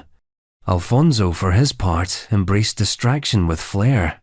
Publicly, he championed modernization, railways, infrastructure, even early flirtations with democracy. Privately, his reputation skewed toward the more indulgent. Affairs were common. Mistresses were acknowledged, even if never officially. But what truly distinguished Alfonso XIII from other scandal-prone monarchs was the persistent and persistently unconfirmed rumor that he commissioned pornographic films for his personal viewing. Yes, films. Silent-era, celluloid fantasies rumored to be created specifically for royal eyes. The origin of the claim is murky. Some allege that in the 1910-second and 20-second, Alfonso financed a series of erotic shorts produced in France and Spain, often using scripts penned under the pseudonym Fernand. Others claim he had a private theatre installed in Madrid to screen such material, a royal cinephile with scandalous taste. Historian Javier Barrero and film archivists have unearthed enough circumstantial evidence to keep the rumor alive, though hard proof remains elusive. A handful of early 20th century adult films with royal-linked provenance such as El Confessor have been studied for stylistic clues and financing records that might trace back to the palace. But here's the twist. For all the pearl-clutching these stories provoked, they say more about the institution of monarchy than they do about Alfonso himself. The notion that a king, tired of pageantry and responsibility, might escape into privately funded fantasies struck a nerve in a country drifting toward republicanism. The image of a king watching silent smut while his nation suffered economic crises and colonial collapse wasn't just salacious, it was symbolic. Alfonso's personal life was filled with contradictions. He married Princess Victoria Eugenie of Battenberg, a British royal with impeccable credentials. The marriage, however, was rocky. Alfonso had multiple mistresses and children outside the marriage. The Queen retreated into illness and religious devotion. The King retreated into silence and spectacle. In 1931, amid growing unrest and the rise of the Second Spanish Republic, Alfonso went into exile. He never formally abdicated, just disappeared. He lived out his final years in Rome, reflecting on a reign best remembered for its missed opportunities, shadowy escapades, and whispered reels of film no one could confirm or forget. And if Alfonso escaped through celluloid shadows, the next monarch escaped through excess. A sultan whose appetites were so extravagant they became legend, whose palace harem redefined the word indulgence, and whose reign would be remembered less for governance and more for spectacle. Ottoman Sultan Ibrahim, the Mad, and the harem scandals. In the kaleidoscopic history of the Ottoman Empire, Sultan Ibrahim I occupies a particularly chaotic corner. Known to history as Ibrahim the Mad, his reign, 1640–1648, was short, disordered, and dominated by whispers of instability, of conspiracy, and of a harem so opulent and excessive that it practically swallowed the empire whole. Ibrahim was the son of Sultan Ahmed I and spent much of his early life imprisoned in the infamous cafes, the gilded cage where Ottoman princes were sequestered to prevent succession conflicts. Isolation, paranoia, and psychological strain were par for the course. By the time he emerged as Sultan in 1640, following the death of his brother Murad IV, he was already a fractured man. What followed was less a reign and more a royal fever dream. Ibrahim was reportedly obsessed with his harem, unlike his predecessors who used the harem as a political and dynastic tool. Ibrahim treated it as his personal universe. He expanded it to include hundreds of concubines, demanded rare and elaborate rituals, and allegedly spent vast sums of state money constructing floating palaces and extravagant costumes just for the harem's use. His court became a breeding ground for absurdity. He was rumored to have ordered palace officials to search the empire for the fattest woman alive, believing such a figure would bring him good fortune. The woman, once found, was installed in the harem with great fanfare, and given the nickname Sheker, piece of sugar. Whether she brought good luck is unclear. What is clear is that state finances were spiraling into the abyss. The empire, meanwhile, didn't find the situation amusing. Officials and religious leaders, already weary of the palace's indulgences, watched in horror as the treasury dwindled and internal revolts simmered. Ibrahim's mother, Kusem Sultan, attempted to intervene, but even her legendary influence couldn't redirect his obsessions. Eventually, the patience of the court ran out. In 1648, Ibrahim was deposed in a coup orchestrated by high-ranking officials and religious elites. He was imprisoned, ironically, back in a cage not unlike the one of his youth, and executed shortly thereafter. He was 33 years old. His legacy? A cautionary tale, wrapped in velvet and perfumed intrigue. His reign revealed what could happen when absolute power met personal delusion, when a royal court became untethered from reality, and when a harem ceased to be a symbol of dynastic stability and instead became a mirror of royal madness. But Ibrahim was hardly the only Ottoman sultan to scandalize the palace corridors. The next ruler in our parade of royal indiscretions broke centuries of protocol, not through madness, but through marriage, choosing love, controversy, and a concubine turned consort who would change the empire forever. Suleiman the Magnificent and Hurrem Sultan. Roxalan. Suleiman, are remembered in the West as Suleiman the Magnificent and in the East as Kanuni the Lawgiver, was perhaps the most successful sultan in Ottoman history. He presided over a golden age of territorial expansion, legal reform, architectural brilliance, and courtly sophistication. But amid all the imperial achievements, one relationship threatened to upend centuries of tradition. His bond with a concubine named Roxalana, better known to history as Hurrem Sultan. To understand the scandal, you have to understand the rules. Ottoman sultans didn't marry, They kept concubines politically convenient, spiritually flexible, and strategically interchangeable. The idea was to avoid favoritism and prevent the consolidation of too much influence in any one woman. Hurrem shattered that rule entirely. She was born Alexandra Lisowska, likely in modern-day Ukraine, and brought to the Ottoman court through the empire's vast slave networks. Bright, charismatic, and fiercely ambitious, she quickly rose through the ranks of the harem. Her intelligence was matched by a shrewd understanding of palace politics, and soon she captured the attention of the Sultan himself. Suleiman didn't just favor her, he freed her. Then, unthinkably, he married her. It was the first legal marriage of a reigning Ottoman Sultan in over 200 years. The court gasped. Religious leaders bogged.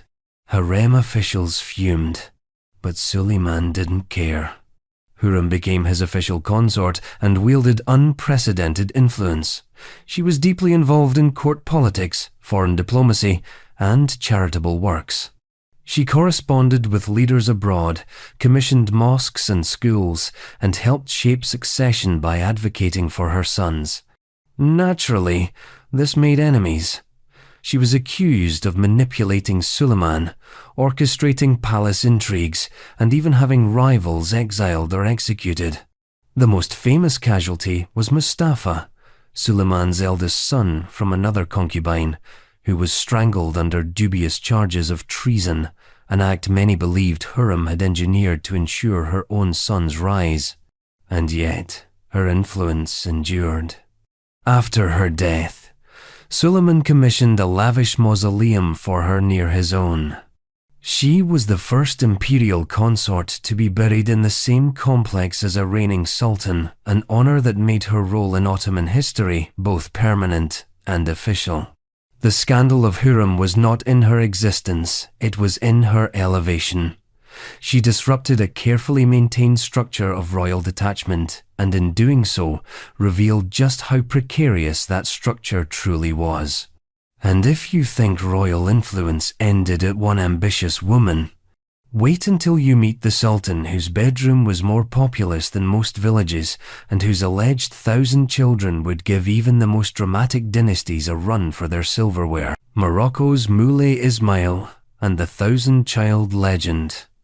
Sultans, like emperors and kings across the world, have long measured their greatness not just in territory or legacy, but in heirs, though few ever took that goal quite as literally as Moulay Ismail of Morocco.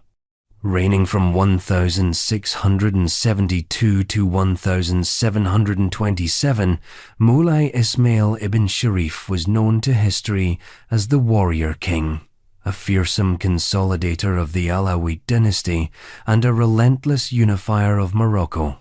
He was also, according to both local tradition and later European chroniclers, the father of over 1,000 children, 1,042 to be precise, if you believe the 18th century diplomat who said it with a straight face.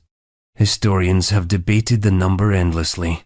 Some argue the figure was inflated by French envoys hoping to caricature the Moroccan court as barbaric. Others suggest the number, while exaggerated, isn't wholly implausible.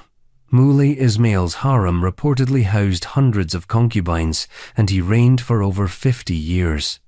A team of researchers in 2012 even published a study in PLOS ONE attempting to determine the biological feasibility of such prolific fatherhood.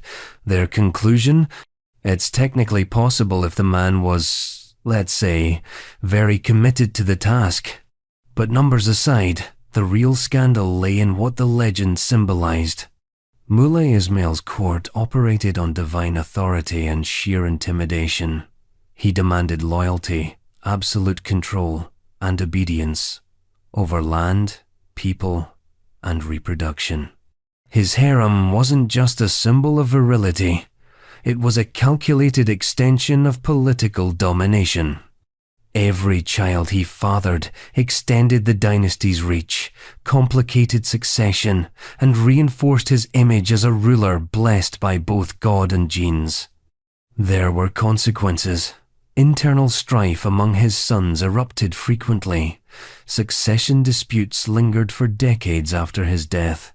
And while his reign brought relative stability and centralized control, it also created a royal lineage so vast that later genealogists needed ledgers the size of small libraries just to keep track. The tale of the 1,000 children became a staple of Orientalist imagination, a way for European travelers to gawk at a non-European ruler who defied both moral expectations and mathematical reason. But behind the exoticism lay the usual story. A ruler using intimacy, power, and paternity to build a personal empire inside an already sprawling one. And as we shift from North Africa to the land of the pharaohs, another monarch emerges, this one clad in Italian suits, adored by the press, and scandalized by his own excesses. The playboy king who was less concerned with governance and more with the glamorous chaos of the good life. Egypt's King Farouk and his playboy reputation. King Farouk of Egypt, crowned in 1936 at just 16 years old, was an emperor in training with a country at the edge of change and a personal appetite that knew few limits. His reign was defined by lavishness, extravagance, and a spectacular inability to distinguish between statecraft and shopping sprees. At first, the Egyptian public adored him. He was young, handsome, and impeccably European in style. He drove luxury cars, spoke multiple languages, and represented a modernizing monarchy in a country trying to wrestle its way out of colonial entanglements. But beneath the polished image was a man consumed by indulgence. Farouk had a reputation for excess in everything: food, gambling, possessions, and yes, romance. Cairo's elite circles and European resorts buzzed with tales of the king's amorous pursuits, whispered encounters, and late-night escapades. The international press turned his private life into a public drama. He reportedly once declared that, "If a man can't have 1,000 women, he doesn't deserve one." A line that played well in gossip columns, but less so in the halls of Parliament. His behavior escalated from eccentric to outright embarrassing. He was accused of hoarding hundreds of cars, collecting rare coins, including some that mysteriously vanished from museums, and once, allegedly, stealing a pocket watch from Winston Churchill during a state dinner. Whether true or not, the symbolism stuck. Farouk was a monarch who couldn't or wouldn't control his impulses. His personal life was equally chaotic. He married Queen Farida in a grand spectacle, only to divorce her a decade later after producing 3 daughters but no male heir. His second marriage to a teenage commoner further alienated the traditionalist establishment, while his court devolved into a palace of whispers, rivalries, and scandal fatigue. By the early 1952, Egypt's patience had worn thin. The economy faltered, public resentment grew, and Farouk's image became that of a monarch trapped in a fantasy, while his nation struggled to find its footing. In 1952, a military coup led by the Free Officers Movement and a young Gamal Abdel Nasser forced Farouk to abdicate and flee into exile. He left aboard his royal yacht, bound for Italy with several suitcases full of jewelry and regrets. He died overweight and obscure in Rome in 1965, far from the throne he'd inherited and the empire he'd squandered. His was a reign defined not by policy or diplomacy, but by spectacle, a walking cautionary tale of how personal excess can become national embarrassment. And while Farouk feasted and fell, another monarch still very much in power today has drawn international fire for how he selects his wives, blending tradition, ceremony, and controversy into one of the modern world's most eyebrow-raising royal customs. Eswatini's King Mswati III and the reed dance controversy. In the small, landlocked kingdom of Eswatini, formerly Swaziland, tradition is the bedrock of royal identity. and no tradition looms larger or sparks more global scrutiny than the umlanga, or reed dance. A ceremony meant to honor chastity, celebrate womanhood, and offer homage to the Queen Mother. It also functions as the setting for something far more controversial: the public selection of the king's next wife. King Mswati III, Africa's last absolute monarch, ascended the throne in 1986 at just 18 years old. Since then, he has amassed a fortune in wives, literally. As of the latest counts, Mswati has married at least 15 women, many of whom were introduced during the annual reed dance. Each year, tens of thousands of young, unmarried women, some barely out of adolescence, gather in traditional attire to dance before the royal family. Officially, it's a cultural event, a celebration of heritage. Unofficially, it's widely viewed as a royal marriage market, with the king reportedly using the ceremony to choose new consorts. The optics have drawn international condemnation. Human rights organizations and foreign media outlets have accused the king of using tradition as a cover for exploitation. Critics argue that the practice perpetuates outdated gender roles, objectifies women, and conflates cultural pride with monarchical privilege. Mswati, for his part, has dismissed the outrage as cultural imperialism. He insists the reed dance is voluntary and that the monarchy is a source of unity, not abuse. And within Eswatini, many citizens do see the monarchy as a symbol of national identity, resisting foreign interference in domestic customs. But the controversies don't stop at the dance. Mswati lives in staggering opulence private jets, luxury cars, lavish palaces, while the vast majority of his subjects live in poverty. His marriages, often accompanied by extravagant gifts and state-funded perks, have become symbols of elite excess in a country where economic inequality remains a pressing concern. In 2002, the scandal deepened when a 17-year-old girl selected as the king's future wife fled the palace, seeking asylum and alleging she had been taken against her will. The incident sparked a diplomatic mess, intensified global criticism, and shone a harsh light on the blurred line between royal tradition and individual agency. Still, the reed dance continues. So does the monarchy. And so does the uneasy question that hovers over it all. Where does culture end and power begin? As the ceremonial drums fade, we now travel further east, to a kingdom where scandal didn't hide behind ceremony, but strutted through it, complete with golden palaces, forced court entertainers, and a king so feared by his people, even his pleasures became public dread. Yeon Sang-gun of Joseon and the Pleasure Palace.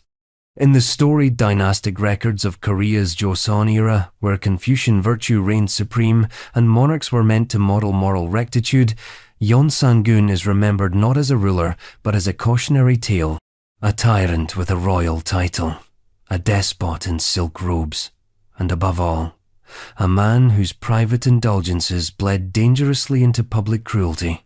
Yeon Sang-gun, born Yi Young, was the son of King Songjong and Queen Yun, the latter of whom was executed when he was just a boy. Officially, the reason was court politics and improper conduct. Unofficially, the trauma of witnessing his mother's erasure would fester for decades, erupting later in a reign fueled by paranoia, repression, and staggering excess. When he ascended the throne in 1494, Yeon Sang-gun inherited not just power but a tradition of strict royal propriety. The Joseon dynasty was rooted in Confucian values, restraint, hierarchy, and a carefully maintained separation between private pleasure and public duty. Yeon Sang-gun saw these not as guiding principles, but as obstacles to be obliterated. One of his most infamous decisions was the construction of a personal amusement hall inside the palace, known in later accounts as a pleasure palace. He ordered the abduction of female entertainers, widows, and even daughters of noble families to fill its halls. Musicians, dancers, poets, and artisans were conscripted en masse, pulled from their lives and pressed into the king's orbit for his personal amusement. It wasn't simply indulgence. It was spectacle. The court, once a stage for rituals and statecraft, became a theatre of the king's desires. Days were spent in feasts and performances, while the bureaucracy languished. Officials who objected were exiled, imprisoned, or worse. Confucian scholars, the moral backbone of the kingdom, were especially targeted. 2 infamous purges wiped out dozens of them, a retaliatory cleansing of anyone who dared critique the throne. Yonsangun's obsession with pleasure became a state policy. Taxes increased, citizens starved, public executions became more common, and dissent was practically outlawed. His paranoia grew, as did his delusions of grandeur. He replaced rational advisors with flatterers, remade court customs in his image, and renamed palaces and institutions to reflect his personal glory. Eventually, the court could take no more. In 1506, a coup led by high-ranking officials and palace guards dethroned him. Yonsangun was exiled to a remote island, stripped of royal titles, and died in obscurity. His brief, brutal reign was so reviled that even today his name is often omitted from official temple rituals honoring former kings. His legacy is one of unchecked power, the dangers of unresolved trauma, and the terrible ease with which a crown can become a mask for tyranny. And while Korea has had its share of unconventional monarchs, none blurred the lines between personal obsession and political disaster quite like Yonsangun. But he wasn't the only Korean monarch to raise eyebrows behind palace walls. A century earlier, another royal had turned the court upside down not with violence, but with his shocking choice of companions, King Gongmin of Goryeo and his male favourites. Before the Joseon dynasty brought Confucian orthodoxy to Korea, there was Goryeo, a dynasty that balanced Buddhism, aristocratic power, and Mongol interference in a precarious political tightrope. And toward the end of its reign came King Gongmin, a ruler whose personal life ignited scandal after scandal, all while the kingdom teetered on collapse. King Gongmin took the throne in 1351 during a time of deep uncertainty. The Goryeo dynasty was under heavy Mongol influence. Its royal family intermarried with the Yuan imperial court, and national sovereignty was a polite illusion. Gongmin, whose wife was a Mongol princess, began his reign in the shadow of foreign control. But following the decline of the Yuan dynasty, he seized the moment to reassert Goryeo's independence. Politically, he was effective. He worked to reclaim lost territory, restructured the military, and reduced the power of corrupt aristocratic clans. But behind palace doors, his personal life soon outshone his reforms. After the death of his wife, Queen Noguk, in 1365, Gongmin fell into a deep depression and into the company of male attendants, many of whom were elevated to positions of extraordinary influence. These favourites, often described in court documents as beautiful young men, were not just companions but political actors. Gongmin gave them land, titles, and access to power. Some were rumoured to wield more authority than official ministers. Confucian scholars, already skeptical of Gongmin's artistic and emotional temperament, reacted with moral outrage. The presence of so many favoured men in the inner court, combined with the king's increasing neglect of traditional governance, set off waves of criticism. Satirical poems, letters, and records from the era document both the dismay of court officials and the quiet fear that Gongmin's private choices were affecting public policy. To make matters worse, Gongmin reportedly tasked some of these favourites with selecting concubines from among the noble families, a bizarre reversal of palace norms that further inflamed tensions. The resulting instability made the palace a hive of intrigue and resentment. In 1374, Gongmin was assassinated by a member of his own inner circle. Some say it was politically motivated. Others suggest a lover's betrayal. Either way, his death marked the end of an experiment in royal favoritism that the conservative order would not soon forget. Though some historians today view Gongmin with more nuance as a king who struggled with grief, autonomy, and the burdens of power, the scandal surrounding his favorites remains one of Korea's most talked about royal taboos. But if King Gongmin's court was accused of indulgence, the next ruler in our parade of royal misbehavior took things to supernatural extremes where intimacy, alchemy, and a desperate search for immortality collided in one of China's most infamous imperial scandals. China's Jiajing Emperor and the Alchemical Revolt.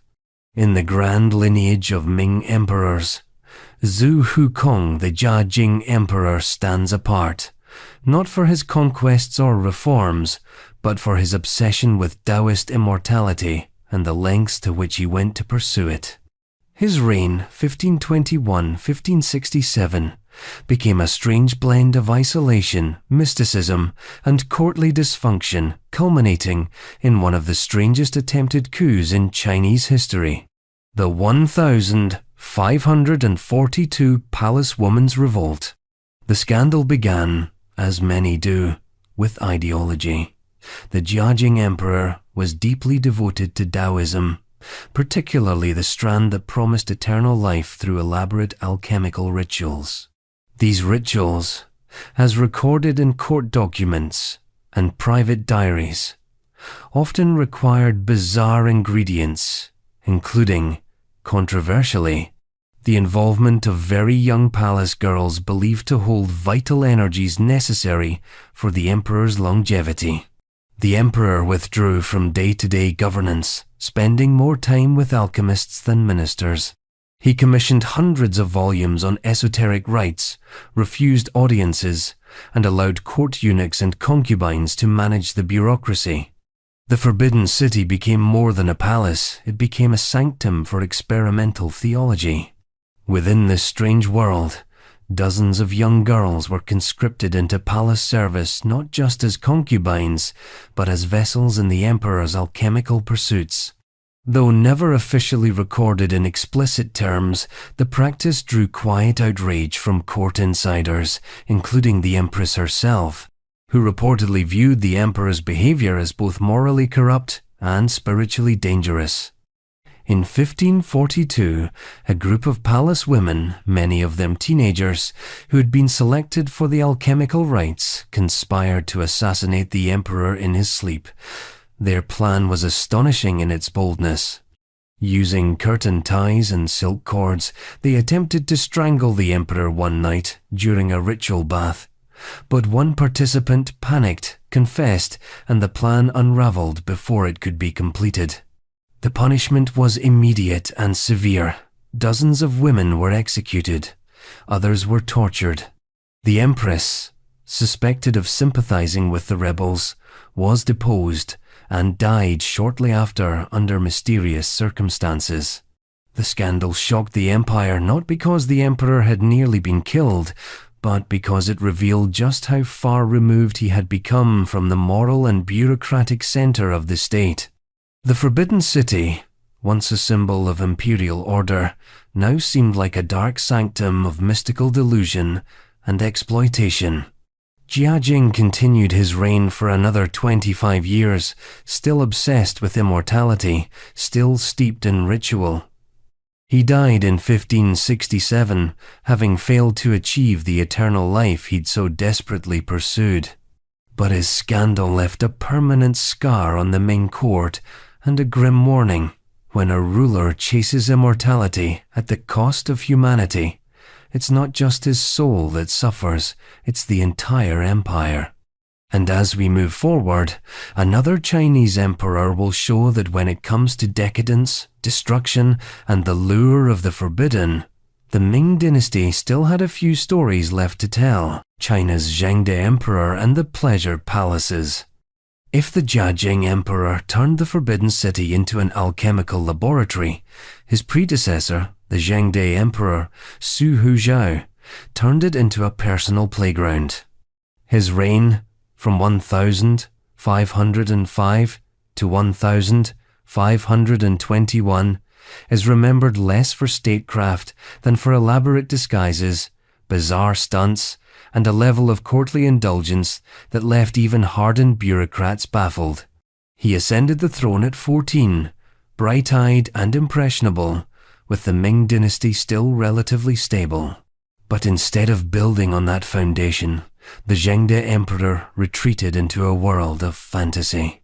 Almost immediately, he became obsessed with adventure, military theatrics, and exotic pageantry. He took to giving himself fake titles, General Zhu of Leopard Cavalry, being a favorite, and would stage fake military campaigns, galloping out of the palace in costume, while palace officials scrambled to maintain decorum behind him. At the heart of his escapism was a network of Baofan leopard houses or pleasure palaces constructed within and around the Forbidden City. These were not simply brothels or lounges. They were immersive fantasy chambers where the emperor could indulge in roleplay, host entertainers, and vanish from the burdens of the crown. Courtiers and concubines were enlisted into these elaborate performances. He even constructed an exotic zoo, filled with animals brought from overseas, including lions and leopards, giving the entire court the air of a surreal, royal masquerade. But what elevated the Zhengde Emperor's behavior from quirky to scandalous was his utter neglect of state affairs. Memorials from officials went unread, ministers were dismissed for offering sound advice. The Confucian establishment was horrified, not just by the debauchery, but by the emperor's open contempt for his role as a moral exemplar. One of his most infamous actions came when he brought Muslim merchants and women from Central Asia into the palace and allowed them unprecedented access to courtly power.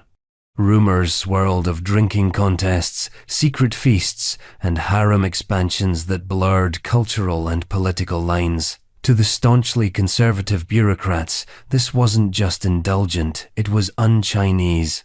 Still, his reign might have been remembered as harmless eccentricity until he died. In 1521, at age 29, the Zhengde Emperor fell ill after nearly drowning during yet another whimsical journey outside the palace. His death sparked a succession crisis and left a vacuum at the heart of the empire. His childless rule and alienation of the scholarly class had weakened the dynasty's foundations. What's left of Zhengde is a footnote soaked in irony, a man with absolute power who played pretend until reality caught up with him.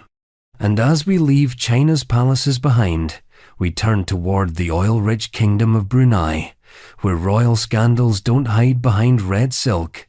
They travel first class, leave receipts, and come with international headlines. Prince Jeffrey Bolkiah of Brunei and the billion-dollar scandal. If ever there was a royal scandal so extravagantly absurd it seemed like the plot of a satirical novel, it would be the case of Prince Jeffrey Bolkiah of Brunei. As the younger brother of Sultan Hassan al-Bolkiah, the absolute ruler of one of the world's richest oil-producing nations, Jeffrey was entrusted with overseeing Brunei's state investment agency.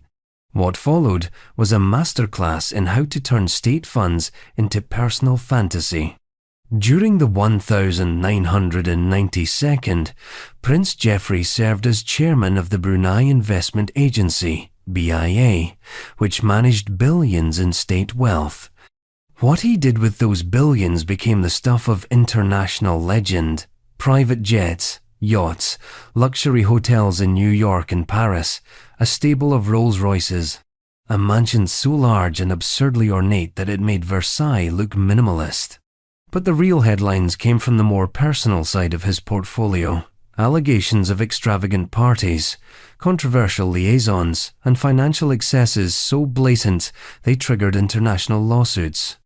The most infamous claim, that he used state funds to bankroll a lifestyle involving not just lavish real estate, but eye-popping personal expenses totaling over $14 billion. His actions came under scrutiny when the Asian financial crisis hit, and Brunei's books were reviewed more closely. In 2000, the Bruneian government sued Prince Jeffrey in a British court, alleging embezzlement and misappropriation of public funds. Jeffrey denied the charges but ultimately reached a settlement, agreeing to return many of his assets, though he later tried to reclaim some, arguing the terms had been misunderstood. The resulting legal battles dragged on for years, with court documents revealing a world of opulence that stunned even the jaded. A London High Court judgment described Jeffrey's spending as prodigious and his management style as virtually non-existent. At one point, he was alleged to have purchased over 2,000 luxury cars and filled entire warehouses with unused goods bought on a whim. His lifestyle became emblematic of oil wealth royalty detached from reality, accountability, or restraint. What makes the scandal particularly poignant is its duality. Brunei, under Sultan Hassanal, is an officially conservative Muslim country governed by Sharia law with strict moral codes and public piety. Meanwhile, the Sultan's brother had turned Brunei's wealth into a circus of gold-plated eccentricity. The contradiction was staggering, even by royal standards. Eventually, the scandals faded from front-page news, but Jeffrey remains a symbol of how dynastic privilege, when unchecked, can spiral into absurdity. And yet, for all his extravagance, he was never officially disowned. Because in the end, family is family. Even when they tried to buy the Plaza Hotel with national oil profits. But not all scandals live in old money. Some arrive wearing sashes, pageant crowns, and tabloid headlines. Our next royal didn't just walk away from the throne, he strutted off it, paparazzi in tow, leaving behind a media firestorm and a confused constitutional monarchy, Malaysia's Sultan Muhammad V and the Miss Moscow marriage. In the annals of royal scandal, few stories unfold with the cinematic clarity and Instagram filters of Sultan Muhammad V of Malaysia and his short-lived marriage to Oksana Vojvodina, a Russian beauty queen crowned Miss Moscow in 2015. It was a union that stunned the Malaysian public, mystified constitutional experts, and ultimately left more questions than answers. Sultan Muhammad V, born Tengku Muhammad Faris Petra, became Malaysia's 15th Yang di-Pertuan, Agong, in 2016, a position elected among the 9 hereditary rulers of Malaysia's states. He was relatively young, known for his modest demeanor and interest in falconry and Islamic scholarship. His reign began quietly. It would not end that way. In 2018, he took a mysterious 2-month medical leave from his royal duties. While the palace issued vague statements, the real reason surfaced quickly. He had traveled to Russia, where he reportedly married Oksana Vojvodina in a private ceremony. Photos soon leaked her in a white gown, him in traditional Malay dress. The palace, caught off guard, neither confirmed nor denied. But social media filled in the gaps. The issue wasn't just the marriage, it was the secrecy, the optics, and the contradictions. Oksana's past as a beauty queen and rumoured modelling career clashed with the conservative image expected of a Malaysian queen. Rumours of premarital photo shoots and a reality television appearance spread rapidly. Critics questioned the suitability of the match. Traditionalists were scandalised. The religious establishment winced. Then, in January 2019, the unthinkable happened. Sultan Muhammad V abdicated. He became the first Malaysian monarch to step down mid-reign. No reason was given. The timing made it clear the marriage had played a significant role. By mid-2019, news broke that the couple had divorced just weeks after the birth of their son. conflicting statements emerged. Oksana insisted the child was the rightful heir. The palace issued a quiet denial. Legal documents were disputed, photos were posted, then deleted. It was the monarchy as reality television, and the audience was global. In Malaysia, the scandal struck at the heart of a delicate political structure. The monarchy, though largely ceremonial, is revered. A public, messy saga involving a foreign spouse, a secret wedding, and an abdication threw the institution into unfamiliar territory. And yet, no official explanation was ever given. The palace moved on. A new king was elected. Sultan Muhammad V returned to Kelantan, largely silent, his royal portrait still hanging in buildings across the country. The entire episode lasted less than 2 years. But it lingers as one of the most unusual, tabloid-ready royal sagas in modern memory. And next, we cross oceans and empires to find another monarch who ruled with charisma, conquered hearts with rebellion, and turned the imperial palace of Brazil into a dramatic theatre of love, scandal, and messy imperial passion. Brazil's Emperor Pedro I and Domitila de Castro. In the early 19th century, as Latin America convulsed with revolution and empire breaking, one monarch stood out not for his battlefield victories or diplomatic finesse, but for his melodramatic love life. Emperor Pedro I of Brazil. The charismatic founder of the Brazilian Empire, he led a political separation from Portugal and then promptly entangled himself in a scandal so personal it nearly undid the imperial image he worked so hard to build. At the center of the storm was Domitila de Castro Canto e Melo, better known by the title Pedro gave her, the Marchioness of Santos. Born to an aristocratic but modest São Paulo family, Domitila caught the emperor's eye in 1822, around the time Brazil was asserting its independence. What followed was a torrid and very public affair. Pedro was married at the time to Archduchess Maria Leopoldina of Austria, a Habsburg princess whose intelligence and political savvy earned her respect across the empire. Domitila, by contrast, was perceived as bold, sensuous, and politically naive, a contrast that only fueled the court's disdain. But Pedro was unmoved by appearances. He installed Domitila at court, gave her lavish titles and estates, and forced her presence into the rigid structure of imperial society. The problem wasn't just the affair, it was how unapologetically Pedro conducted it. Letters between the emperor and Domitila, many of which survive, revealed a deeply infatuated ruler who referred to himself in cringe-inducing terms like the demon and your little tiger. The correspondence reads less like statecraft and more like serialized romance fiction, complete with declarations of undying love and anatomical nicknames. Unsurprisingly, this did not sit well with the Brazilian public. Maria Leopoldina, already suffering from poor health, was humiliated. The palace staff whispered. Conservative factions were appalled. The imperial project, which required stability, dignity, and public trust, was being undermined by a royal soap opera. In 1826, Empress Leopoldina died likely of illness, though some whispered of heartbreak. The nation mourned. Pedro's approval ratings plummeted.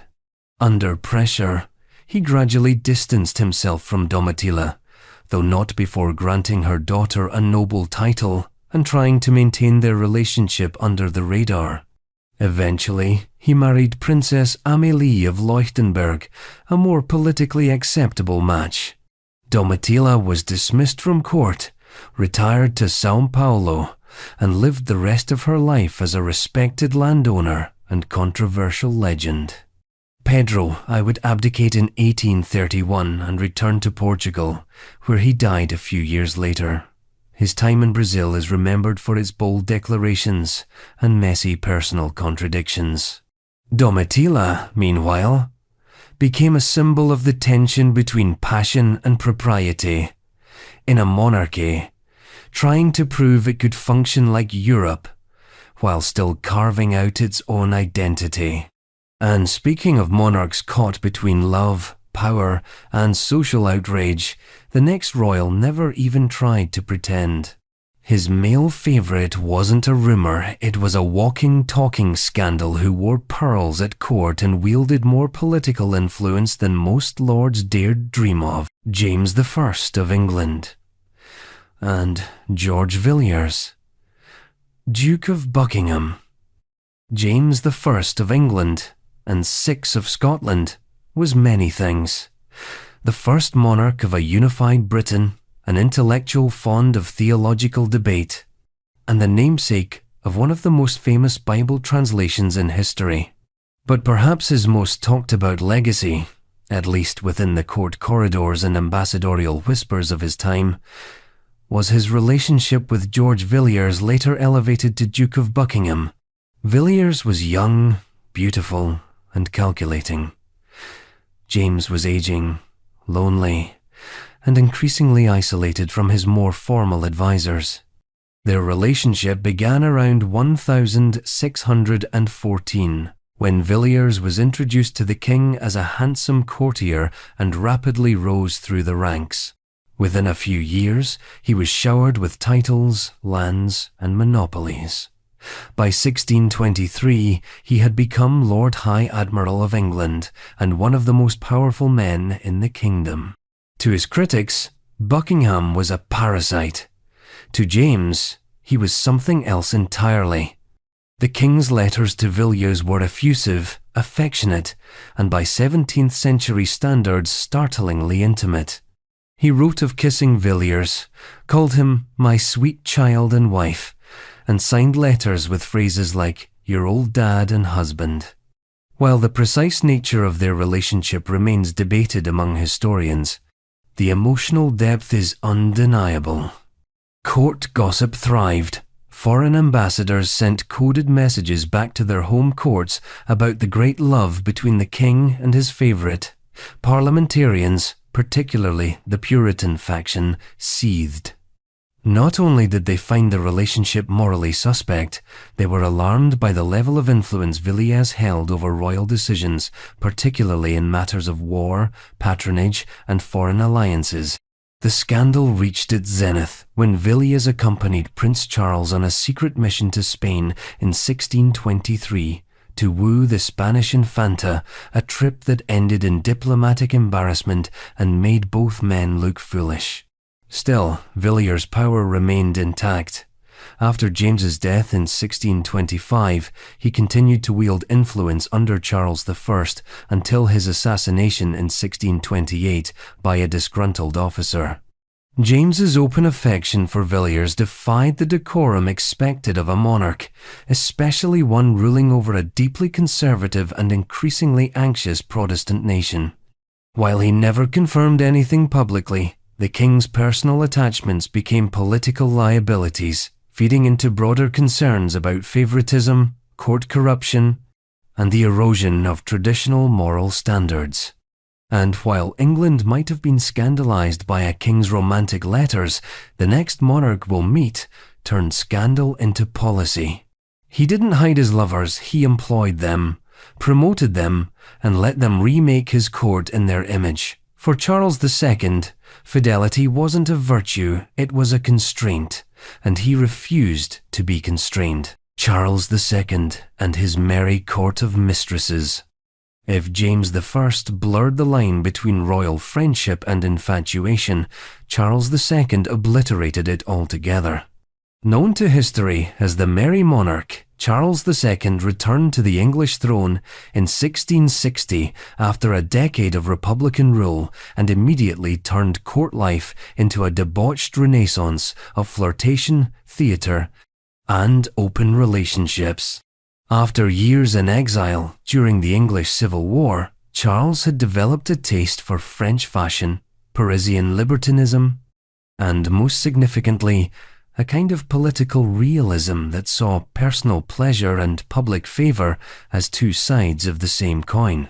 His court was not a place of moral restraint, but a revolving door of mistresses, entertainers, and scandalous poetry.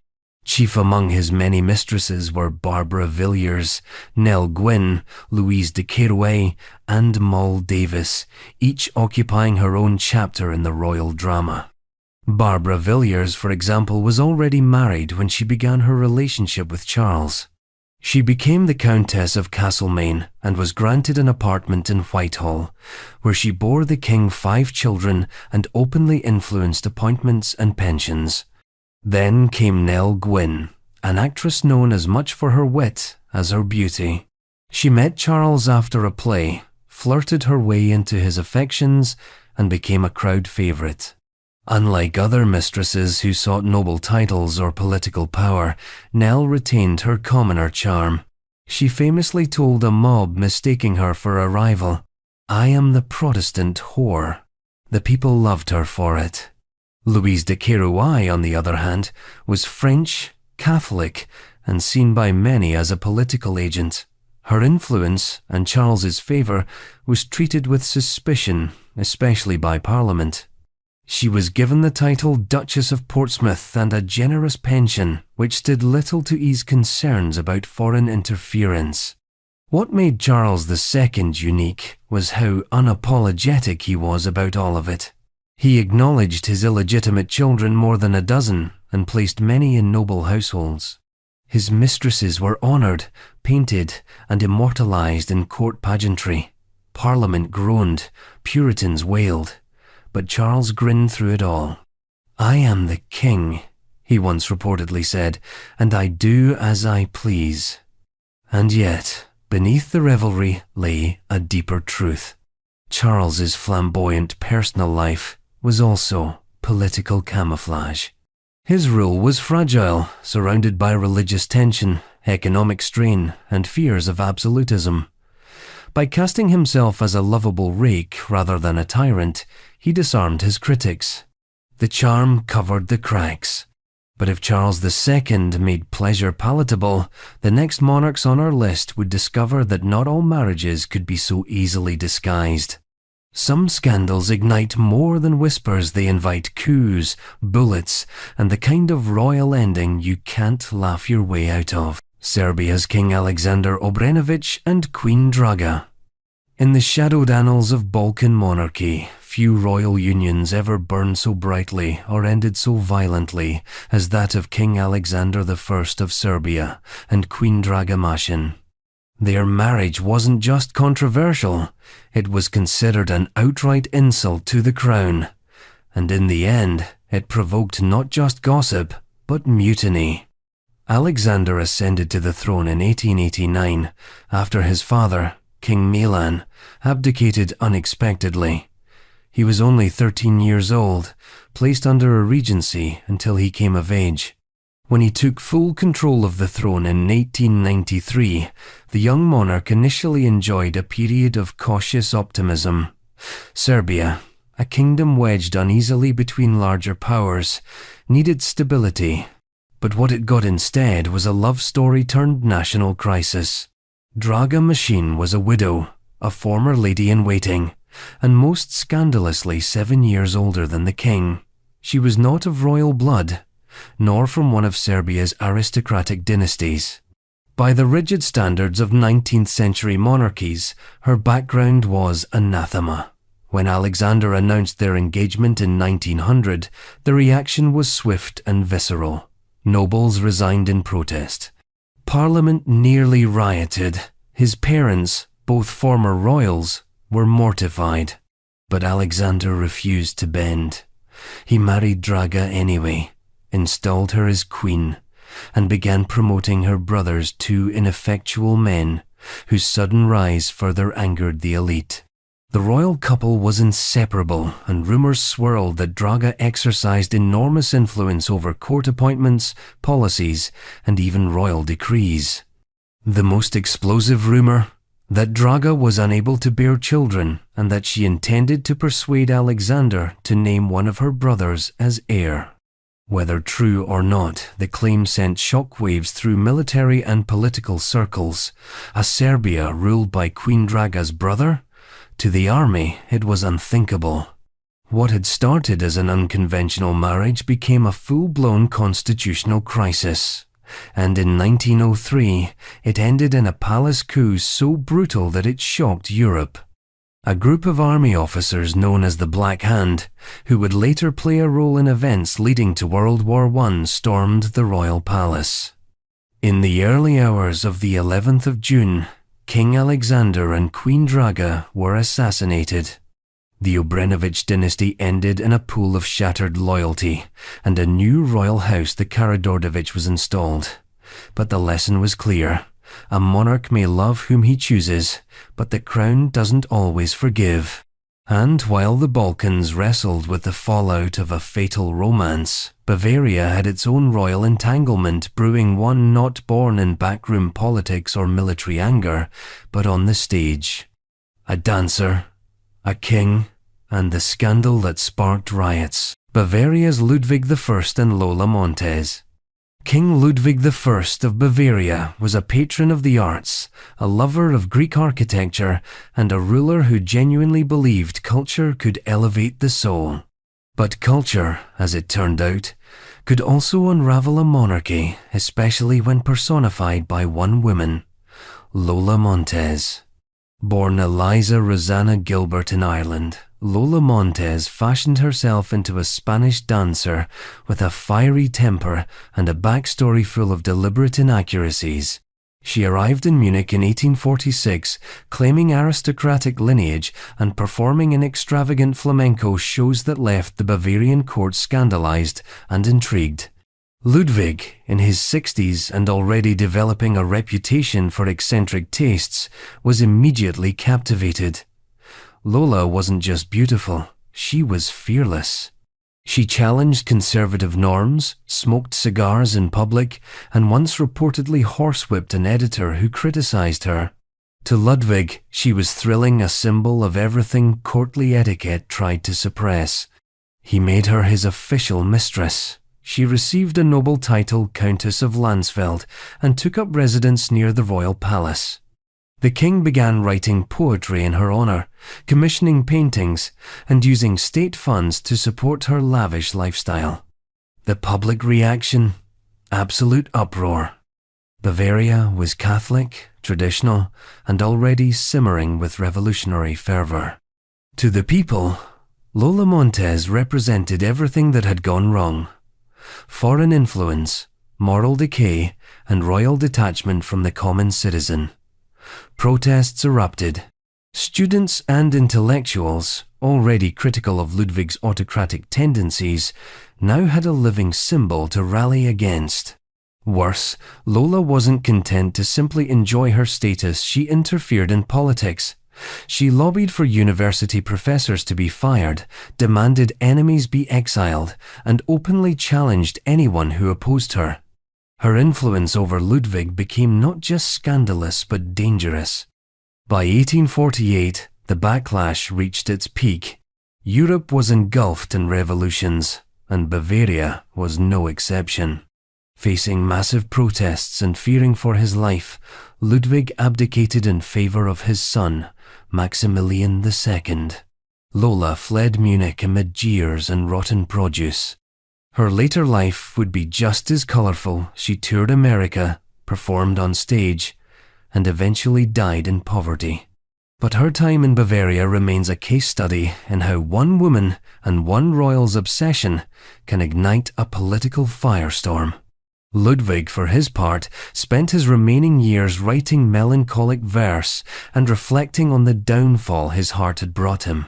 Yet, for all the disasters these royal affairs brought down upon thrones, not all scandals ended in revolutions or riots. Some simply simmered until the paper trail caught up. And when a bundle of stolen love letters hit the British tabloids, even the most reserved princess couldn't keep her private life entirely sealed. Princess Anne and Commander Timothy Lawrence. The British royal family has always preferred its scandals neat, well-dressed, and ideally forgotten.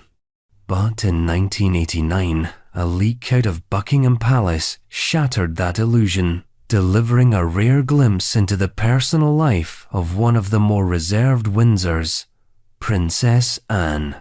The only daughter of Queen Elizabeth II and Prince Philip, Anne had always been seen as the no-nonsense royal. Blunt, athletic, fiercely independent, and respected for her charity work, she lacked the tabloid sparkle of her brothers, but perhaps that's why the 1989 affair caused such a stir. At the time, Anne was still married to Captain Mark Phillips, with whom she shared 2 children and an increasingly strained relationship. Rumors of unhappiness had circulated for years, but there was no public fallout until the letters surfaced. They were addressed to Anne, and reportedly written by Commander Timothy Lawrence, a naval officer serving as an equerry to the Queen. The letters were private, intimate, and deeply personal, although their exact contents were never released publicly. Somehow, they were stolen from the palace and delivered to the Sun newspaper, which, in a rare moment of restraint, handed them over to Scotland Yard rather than printing them. But the damage was done. The press exploded with speculation. Royal insiders scrambled to spin. The palace issued the barest of confirmations. The letters were private, personal, and had been stolen. Anne, true to form, said nothing. In 1992, she and Mark Phillips officially divorced. Later that same year, Anne married Timothy Lawrence in a quiet ceremony in Scotland, far from the glare of London tabloids. It was the first remarriage of a divorced royal since Princess Victoria Melita decades earlier, and though no grand scandal erupted from the union itself, the affair marked a turning point. It reminded the public that even the most stoic royals have private lives, and that love unsanctioned, inconvenient, or stolen could still rattle the gates of Buckingham Palace. Anne and Timothy have remained together ever since, living largely outside the royal spotlight. They've never spoken publicly about the affair, the letters, or the media circus that followed. But in a monarchy obsessed with image control, that leak showed how even iron discipline couldn't stop a few pages of ink from setting the whole palace whispering. And as we reach the end of our parade of royal indiscretions, we return to Portugal, to a story of love, betrayal, and legacy, so enduring, it became legend. Because some royal scandals don't just survive the court, they outlive the dynasty. Portugal's Pedro I and Inês de Castro. Every court has its scandal, but some scandals cross the line into legend retold in ballads, carved into stone, and romanticized beyond recognition. The story of Pedro I of Portugal and Inês de Castro is one of those tales. A royal love affair so incendiary it sparked a civil war, shook the foundations of the crown, and gave rise to one of the most macabre posthumous gestures in European history. It began in the 14th century when young Prince Pedro, heir to the Portuguese throne, was married off as royal sons always were to a woman of acceptable political pedigree, Constanza Manuel of Castile. It was a typical dynastic match, arranged not for love, but for treaties and land. But in the shadows of the court, Pedro's affections drifted straight toward Constanza's lady-in-waiting, Inês de Castro. Inês wasn't just beautiful, she was intelligent, cultured, and most damningly, a Castilian noblewoman, with family ties to powerful factions in Spain. This made her not just an unsuitable mistress, but a geopolitical liability. Still, Pedro and Inês pursued their relationship openly. Even after Constanza died in 1345, Pedro refused to marry anyone else. Instead, he brought Inês to court, where she lived with him as his partner, bore him several children, and incurred the unyielding wrath of his father, King Afonso IV. The king saw disaster brewing. He feared that Inês's Castilian family would gain undue influence over Portuguese affairs through Pedro. Advisors warned that her children might lay claim to the throne, triggering a succession crisis. In a move that now reads like a tragic inevitability, Afonso acted. In 1355, while Pedro was away, the King's Council ordered Inés's execution. It was carried out swiftly and in secrecy. When Pedro returned and learned what had happened, the royal court braced for fury, and they got it. Pedro erupted into rebellion, launching a civil war against his father.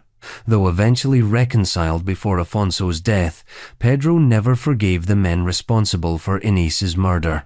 When he became king in 1357, he took brutal revenge, tracking down her killers, having them executed in public, and, according to chroniclers, personally tearing out one man's heart. But Pedro wasn't finished. In one of the most infamous acts of posthumous reverence ever recorded, he declared that he and Inés had secretly married before her death, making her, by his claim, the rightful Queen of Portugal. To seal this twisted fairy tale, Pedro ordered her body exhumed, dressed in royal robes, seated on a throne, and if legend is to be believed, made the court kiss her hand in tribute. Whether this event happened exactly as told is debated by historians, but the myth had already cemented itself in the Portuguese psyche. Inés became known as the Dead Queen, and her tomb, placed opposite Pedro's in the Alcobaça monastery, was inscribed with the poetic intention that the two lovers would see each other again on Judgment Day. The story of Pedro and Inés endures not because it's romantic, but because it's unsettling. It forces us to ask, what is love when untethered from reason? What is justice when fused with obsession? And what does it mean for a king to crown a corpse? History doesn't answer. It just leaves the stone effigies facing each other in silence, daring us to interpret.